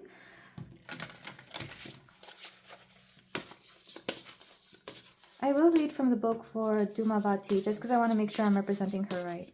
We have change. Yeah, there's a change here. You're going through a magnificent change. The number 36 is here. That could be an important age for some of you. We also have 1614, just in case some of you were born on those dates, or those numbers could be important. Okay, you got two more. We have sword again, number 47, conflict, and 13, fortune, horseshoe. Some of you could be coming into some sort of good fortune, like maybe you inherit something or come into like a large sum of money. And then the swords is kind of a conflict. I feel like it's more inner conflict. Hopefully it's not conflict from people outside of yourself, because I know, and we all know people like this, as soon as they find out that you come into some money, whether it's payday or whether you have a job or something, like certain just the what's the saying, like they just come out of the woodwork, people who want nothing more than to just take away from you as if they couldn't make something themselves. That's what I'm seeing for some of you. So do take care about these people. But for a lot of you, it's more inner conflict. It's like not knowing what to do with what you have, or coming into good fortune and not knowing what to make of it. It's like you have to sit and think with yourself about certain things. Maybe you're even having to do this alone, because I do get a sense of independence here, as to where in the past you may have had to ask people for their advice, or maybe you did go to people for their advice. I feel like now you're wanting to trust and rely on your own senses or your own judgment here, because like I said, I feel like maybe in the past people have taken advantage of you whenever you've asked them what to do with, I don't know, the extra $3,000 bonus check that your job gave you, or like you have a surplus of money because you finally started saving up enough and somebody came along and decided that you should do this or that, whether it's for your own good or their own good, whatever the case may be. I'm very much a person of, I swear, this is my Taurus energy. This is one of my pet peeves. But people telling me what to do with my own money is the biggest turnoff. Like, you want me to hate you in any way, shape, or form? That is the way. But that's just my Taurian energy. And it doesn't matter who it is that is telling me this, unless I'm paying a financial advisor to tell me what to do, which even then, I don't think I would trust that. But that is one of my things here. So maybe for some of you, that side of me is asking you to take heed of what people are telling you what to do with your own, if not finances, then your resources, whatever it is that you may have. It could be your own place of living. It could be your own, whatever you have. Whatever you have is yours, and no one can tell you what to do with it. But even then, that's a huge responsibility, because now you have to figure out what to do with it. But I feel like you're at a point where you're making your own decisions and you can't rely on everybody else. And I feel like this has become very apparent to you. Like, I feel like, it's very obvious that you just can't be trusting anyone with anything these days. I think especially right now. Let's go ahead and get more cards for you from the Sacred Creators Oracle. What is your shadow self asking you to do other than to follow your heart and beware of people? And I think money is like at the forefront of this one, just because the Grace Jones card says sugar daddy. And even the heart space. In astrology, Venus is sometimes tied to finances. I'm not sure why that is. I guess because that's how we spend for appearance and pleasure and joy. We have changes. Well, yes, we've been talking about that for a while now. I feel like there's definitely major changes on the horizon. Your soul shines. Number 34. Some of you could be in your 30s for sure. And Sacred Mirror. Yeah, I feel like some of you, if you are from Pile 3, this is probably the message you really needed and wanted to hear, because Pile 3 was overtaken by like either a one-on-one connection or a love story. And maybe it's even tied to that, especially for those of you who have separated from somebody. But there is a sacred mirroring here of yourself back at the deck. You are light. And even this particular card has like two people mirroring each other. They're extending their hearts to themselves. There is this feeling here that you do not want a repeat of the past, because the mirror could also be reflecting not just what is currently going on, but things of the past or things of the future. Some of you may do I don't know if there's a name for this, but there's mirror work, which this is one of the first things I learned was how to do mirror work, where I'd look into my auric field through the mirror. It's essentially channeling energy through and like seeing like things within the self. It's a type of scrying. It's a type of where you just look at something and you see things, you get feelings, it's that kind of energy. So some of you could be dealing with this, but not just in that regard, but also in the regard of where you're meant to go next, because I get a sense of direction or misdirection here. Or if not misdirection, then definitely like a lack of direction, maybe a lack of clarity as well. It's being given something and not knowing what to do with it. And this is especially true for people who are not used to having a certain thing that they've been lacking their whole lives. It's like, let's say, it's like when the first time you have a car. We go through a lot of our childhood not owning a car, not driving, and then suddenly in our adulthood, we get one and we realize that we have to maintain it. We have to, learn how to drive it as well. And then once you know all of that, it's like, where do you go? Maybe it's like some of you have a car and you don't know where to go or like what to use it for other than like errands or daily tasks, whatever the case may be here. But for a lot of you, I feel like you're here for direction, which makes sense. And maybe you're asking your shadow self what you should do. I'm going to go ahead and read for Dhumavati from the book. We have Goddess of Disappointment and Letting Go. That's what she is. For a lot of you, this is a reading about letting go as well. You, my darling, have finally realized that all of the hardships and struggles you faced were brought on your path for a very important reason. They've shaped you to be the person you are today. You have put together the dots on all the most difficult points on your journey and realized that it was all necessary to be here now. Dhumavati has come to remind you to give thanks to the struggles you faced. They have made you your highest self. Yeah, and I know it's hard to hear that you don't want to, a lot of people don't want to hear that they had to go through a lot of crap in order to get to where they are, because I feel like it's like, we could have gone on an easier path. This didn't have to be so painful. This didn't have to, cost us so much. But I feel like, and we also don't want to hear that it builds character, because I almost said that too. It's like, oh, it builds character.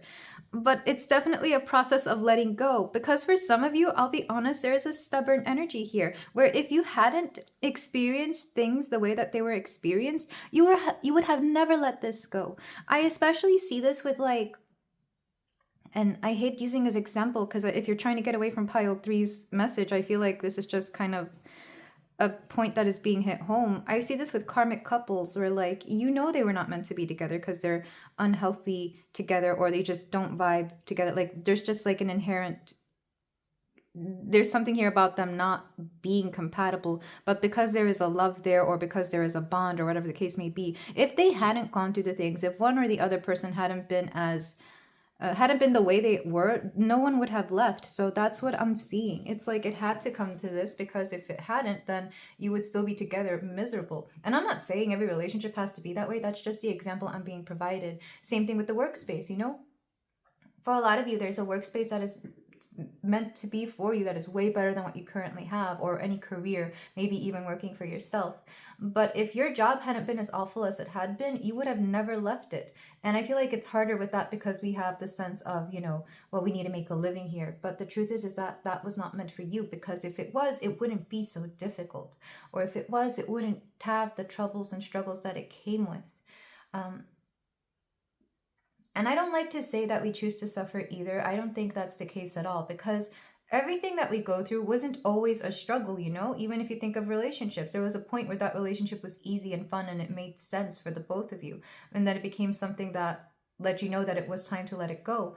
And same thing with a job. At one point, it became something that really, you know, gave you exactly what you needed, whether it was a paycheck, a sense of fulfillment, or just something easy to handle. And then it became something that was unbearable for some of you.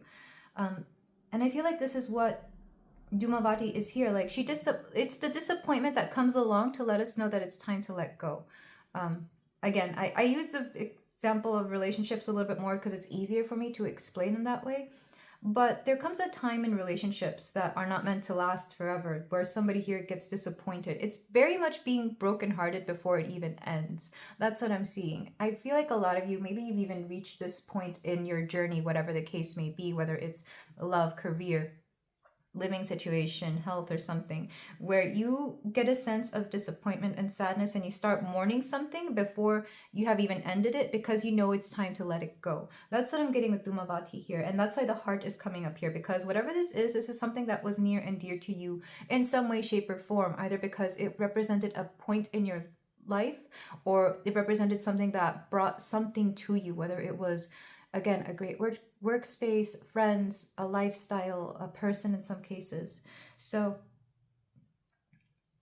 yeah, if you haven't gone to pile 3 and you know this has something to do with like a one-on-one relationship, I would go to that one. I feel like these two, because I only did this pile as a result of that one, because I feel like that one focused too much on relationships. And for once, I didn't want to do a relationship reading, because I know not everybody comes to tarot for romance, and it's always very polarizing. Some people come to these for romance, some people don't come for romance. They choose anything but the romance, either because they don't care for it or they're already happily in a relationship. So let's go ahead and get into the tarot. And the tarot may or may not have anything to do with what we just spoke about. These are just messages, again, from your shadow self that wants to come through. And we are using the, what's it called? It's got a weird name. Alice in Luna's Tarot, which is Alice in Wonderland themed. So for my pile,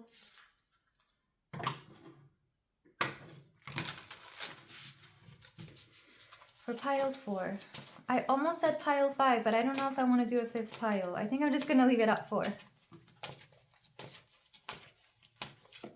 We've got the Chariot. Yeah, not knowing where to go. The Chariot reversed is a car at a standstill. It's the Chariot at a standstill.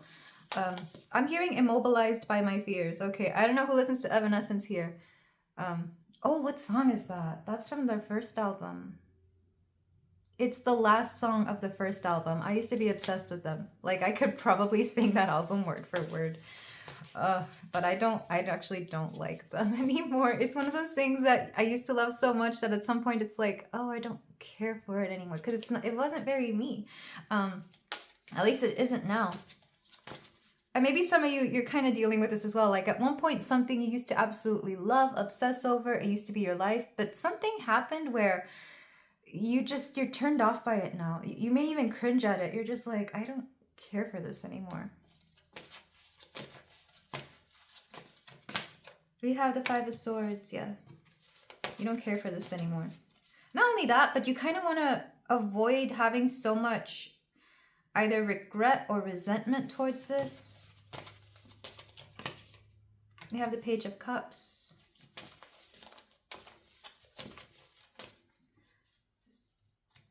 I'm hearing Let me get the rest of the cards. Queen of Wands.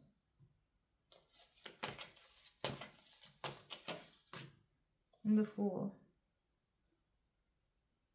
There's something here about understanding your worth, because the Page of Cups came through and I kept hearing immaturity or emotional immaturity, but I wasn't sure if this was you. I don't think it is. Or if it is, I think you will understand where you are a little bit less experienced in handling something than you recognize. So it's an immaturity because you don't have experience with something. That's what I'm hearing. If it is somebody else or another situation, like I said, it could be like people in the workplace, it could be friends or people. It's like they're being very emotionally immature in that they don't really seem to get what you're trying to do, or that they have like a lack of empathy, or they don't know how to have empathy for some of you. These are just people who don't seem to care, or you could be surrounded by people who don't care about your circumstances. The Queen of Wands is you here, Pile 4. And I do feel like this is very much a queen who has recognized her power, who has recognized the gravity of herself, who has stepped into very much her queen status. Like, she knows what she's about, she knows what she's worth, she knows her value. And the Fool lets me know that it's time for something new. It's like you're leaving behind this Page of Cups energy, because I mean, even look at him. This little rabbit dude, adorable, has eyes closed and just sipping the tea, not really caring. Maybe you're dealing with gossips as well, or even, like I said, immature people. I don't want to say younger, because I think anybody at any age can be immature and gossipy. I don't know why gossip comes through. I guess because of the Five of Swords. But you're over here just, retaining your sense of self, your sense of regality. It's like you know who you are, you know what you're worth, and you're not dealing with anybody who has anything, who either has nothing to offer you or has anything negative to say here. It's like, if you can't show up for me, I'm not doing anything for you. That's what I'm hearing you say, Pile 4. With the Fool, like I said, there's new beginnings here. And I love that at the very end of a reading, because it lets me know that whatever comes before it, you're leaving behind. You're becoming you're liberating yourself from it. Let's go ahead and get some clarifiers for this. So if you haven't already started a new beginning or are thinking about it, your shadow self is very much asking you to do so. Let's clarify the Chariot. We have the Page of Wands. Yeah, there's more immaturity here. People who only want to use you for what you have for their own selfish needs. To clarify the Five of Swords. The World. Somebody or something made it abundantly clear that it's time to let go. Like, it's the writing on the wall. It's like very much in your face. Like, you had to let something go. And I feel like, again, the Pele passion, the volcanic activity, it seems like an ending. It seems catastrophic. Maybe it was even dramatic. But what it really was creating was an opportunity for you to create something new. But don't be surprised if whatever this is comes back around to ask for you again. If it's a job, it could be a job that's like, hey, we could really use you. We can hire you back. But the truth is that you've let it go. You're like, no, I don't care for that anymore. It's like, things haven't changed. Let's clarify the Page of Cups. Death. Yeah, whatever emotional immaturity you're dealt with, whatever this Page of Cups energy is with, you're letting that go. Like, both the World and Death together, this is very much an ending. Very much an ending. It probably has already ended. You're starting anew. Let's clarify the Queen of Wands energy. The Moon. But there's a confusion here about what to do. Some of you could be getting some really interesting dreams. Very interesting dreams. I don't know who, especially if you have like a particular person showing up in your dreams and you may not know what it's all about. Oh, that's so interesting. I will get cards for that. I'll be honest, the Moon in the Tarot is one of my least favorites because it represents too much confusion to me. It represents the subconscious, and even though we can use tarot to read into the subconscious, I feel like it's just an extra depth of layer, like an extra layer that you have to keep going through. Maybe some of you are dealing with this as well. It's like, why do you have to keep going deeper and deeper to get certain meanings and messages? Let's go ahead and clarify the Fool. Okay, you get 2 cards. Strength and 9 of Swords. And here you are trying to keep yourself together, knowing that in the past you probably would have been so anxious over whatever this new beginning was. You probably would have handled this a lot worse. You probably would have been again, depressed, anxious. I keep getting like mental health issues that you no longer have, because in the past you would have handled this a lot worse. But with strength here over the Nine of Swords, this is a beautiful, beautiful image to have, because you are overcoming your own fears. You are overcoming that which has kept you small. You're overcoming that which kept you up at night wondering where you're going to go, what you're going to do. And honestly, I almost feel like crying over that, because the feeling I'm getting is that you're no longer as weak as you thought you were. If you were ever even weak, I don't think you were. You're overcoming so much by starting anew. And I feel like your guides, your angels, your shadow self are all supporting you on something positive here. As long as you leave whatever this is behind, I feel like you've already taken the steps to leave this behind. And that's why the world is really opening up for you. Don't be surprised if new doors open. Don't be surprised if, you know, maybe you find something that is more abundant. I get a lot of abundance here. There's no Pentacles cards here, but I'm feeling the abundance, oddly enough. Yeah, you've overcome so much. You're so strong. And people may never see you cry, but if they saw you at your weakest, they wouldn't understand how you were able to put up with it. Because a lot of you have had to start from scratch. You have had to start from the beginning. The way you just begin things anew, when you cut things off and start anew, a lot of people could never do that. I say this because I meet so many people who I know it's time for them to go on to better things, who I know it's time for them to do XYZ, and the way they're just stuck in their comfort zone, in whatever energy it is that they're in, I just don't understand it, you know? For example, the people who are of the age of retirement, who could retire very comfortably, because I know they have a lot of money, but they don't, because they're just, you know, they're comfortable going to work every day and just doing whatever they do. It's usually the bare minimum as well, you know, or it gives them, I don't know, a sense of purpose, because they refuse to find a sense of purpose elsewhere. That's what I'm seeing. Like, you're not like that. You know, when it's time to move on to something else, you move on to something else. Same thing with, yeah. You know what's odd? Why is this coming through? I don't know if that's something I need to say. You will know somebody is not in the place they're meant to be because they're not glowing, they're not radiating, and more importantly, they will not look like what they're supposed to look like. And by that I mean they could look older than their age, or they could look unhealthy even though they are healthy. There's just something about appearances, because the Queen of Wands, she does care about appearances. So a lot of you, you're going through a glow up and you're looking better and better every day, and that's just proof that, or even feeling healthier every day, like you have more energy, you're doing a lot more, you're taking better care of yourself. And then there's people who, when they are stuck in a situation they're not meant to be, they start getting health problems, or they start getting in weird ways, or they may just look not exactly what they're supposed to look like. I say this because I meet people who look way older than they actually are, younger people who are older, who look older than they are. And I know for a fact that they're either they have some bad habits, which, you know, bad habits will age you because you're not meant to be doing those bad habits regularly, or anything along those lines. So do pay attention to how you are looking in the mirror, because you will know you're on the right path when you are smiling brightly, when you're shining, when you're doing so much and not having to put so much effort into, you know, caking on the makeup or whatever the case may be, or, you know, dressing a certain way. This natural glow will be something you just wake up with. And I know, and I don't know why that's coming through. I guess for some of you, again, mirrors are coming through. Okay, I want to get clarification on this moon, on the World, Death, and Moon cards, because you have a lot of heavy hitters here. You have a lot of major arcana pile 4.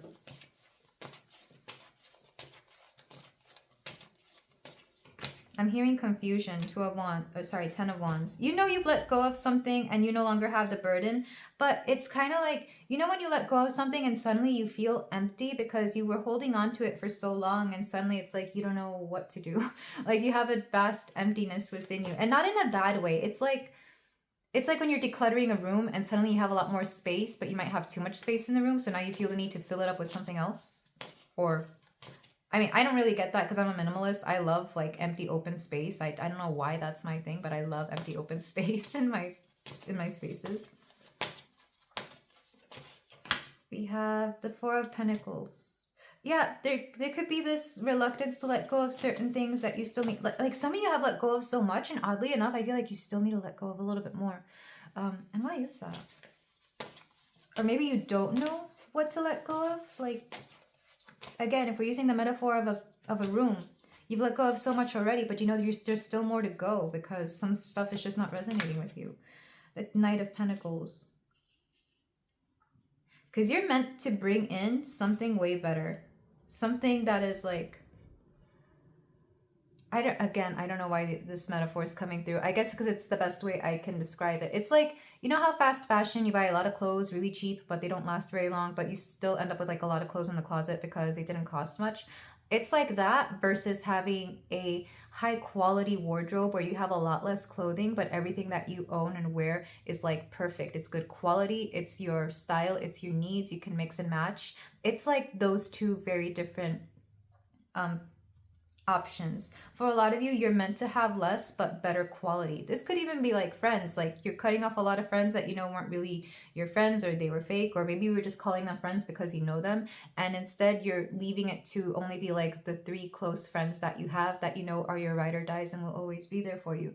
It's very much quality versus quantity here in whatever it is that you've let go. So I feel like when you focus on having like higher vibrational, higher quality things in life, they're going to show up and you're going to feel very satisfied, you know? Oh my gosh, if we're talking about dating, it's like dating a bunch of mediocre people or just having that one person who is everything that you need and want and is committed to you. Um, Again, these are just examples, but let's go ahead and move on to your channeling. I am channeling petals today, or any other messages that want to come through for my pile 4. And I'm very proud of you, pile 4. I can tell that you've let go of a lot, you've done a lot, and you've chosen better for yourself. But sometimes choosing better for yourself doesn't always like feel right, you know? Like it may feel a little weird because you're not used to it. This must also be my like very psychically gifted or like very intuitive pile, because I'm channeling a lot without having even touched the rose petals yet. But let me go ahead and get those.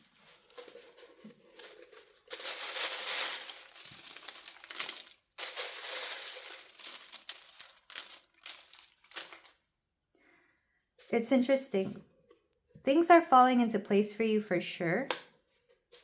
Things are falling into place, even as you are dealing with things in motion, even as things are like leaving and entering your life, things are falling into place. Because I'm seeing, I'm seeing like a puzzle where like all the puzzle pieces are fitting together.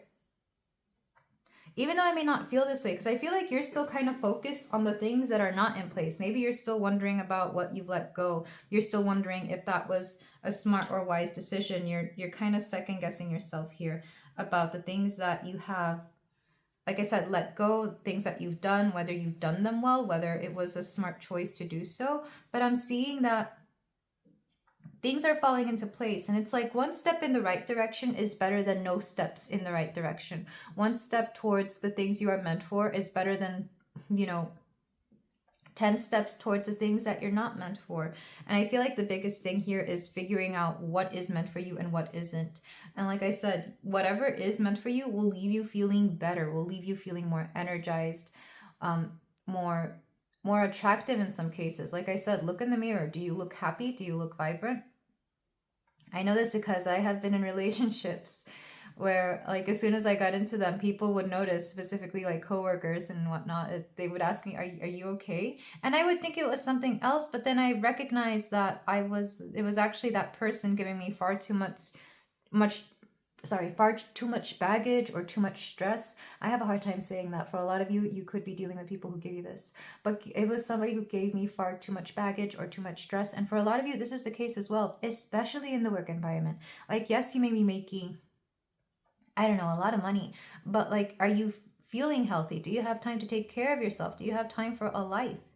That is what I'm hearing. And I'm not saying that you need to quit a job that, is paying your bills if you're not ready for that. But for a lot of you, you may have to deal with that in the coming future or at some point in your life. I feel like it's better for you to hear it now than when it's far too late or you're far too gone into it. Because for a lot of you, you're surrounded by people who they want to leave their baggage onto you for whatever reason. And for some of you, you're surrounded by people who like want to misunderstand you as well. Regardless, there's a feeling here that there's a blockage here. Somebody's trying to prevent you from understanding yourself and doing what you want. Oh gosh, that is so weird. Yeah, somebody here was blocking your blessings because they didn't want you to become powerful or strong with this. They didn't want you to find your own power, or It was serving their needs somehow. Yeah, I hope you've left behind this person. They're giving me a headache actually. The more I tap into that energy, I feel like they're in your auric field. So do ask to let them go, release them, send the energy, send that to the light, bless them and go, and let's send them, send them away. I almost wanted to tell them to go away because I don't care for this energy. Because I feel like whatever this was, at one point they had some control over you, or maybe you were close, especially if it's for example, if it was a parent. Yeah, this is very strong in the third eye because I'm getting a headache. Anytime I get a headache, it's third eye related. And usually this is somebody trying to either manipulate you or trying to not allow you to see your blessings or see the person you're meant to become. I think there's a reason I chose a purple background for you, pile 4. All the piles have had different backgrounds because I was asked to do so. But you've let go of a lot, but it's like as much as you let go, you will have beautiful things coming in. It's very much a decluttering of your life. And I feel like there is a sense that you need to come to peace with it. And the more you come to peace with it, the better things will flow. The better things will come through here for you, pile 4. Some of you are going to get a lot more than you know what to do with, which I feel like that's a good blessing, But at the same time, don't let people know about this. This is yours. This is your beautiful little secret. This is for you to do with whatever you want. Especially when it comes to money. If you get a surplus of money, don't tell anybody about it. Just keep it. Put it in a savings account if you need to, if you want to grow it more. But don't let anybody know about it. Save it for a rainy day. Treat yourself out to something. This is meant for you. Especially for those of you who are not used to financial independence. I feel like it's meant for you for a reason. But this is where I leave it, pile 4. Thank you so much for letting me read for you. If you feel like doing so, you can like, comment, and subscribe. I am sending you so much love, so many blessings, and I will see you in the next reading. Take care.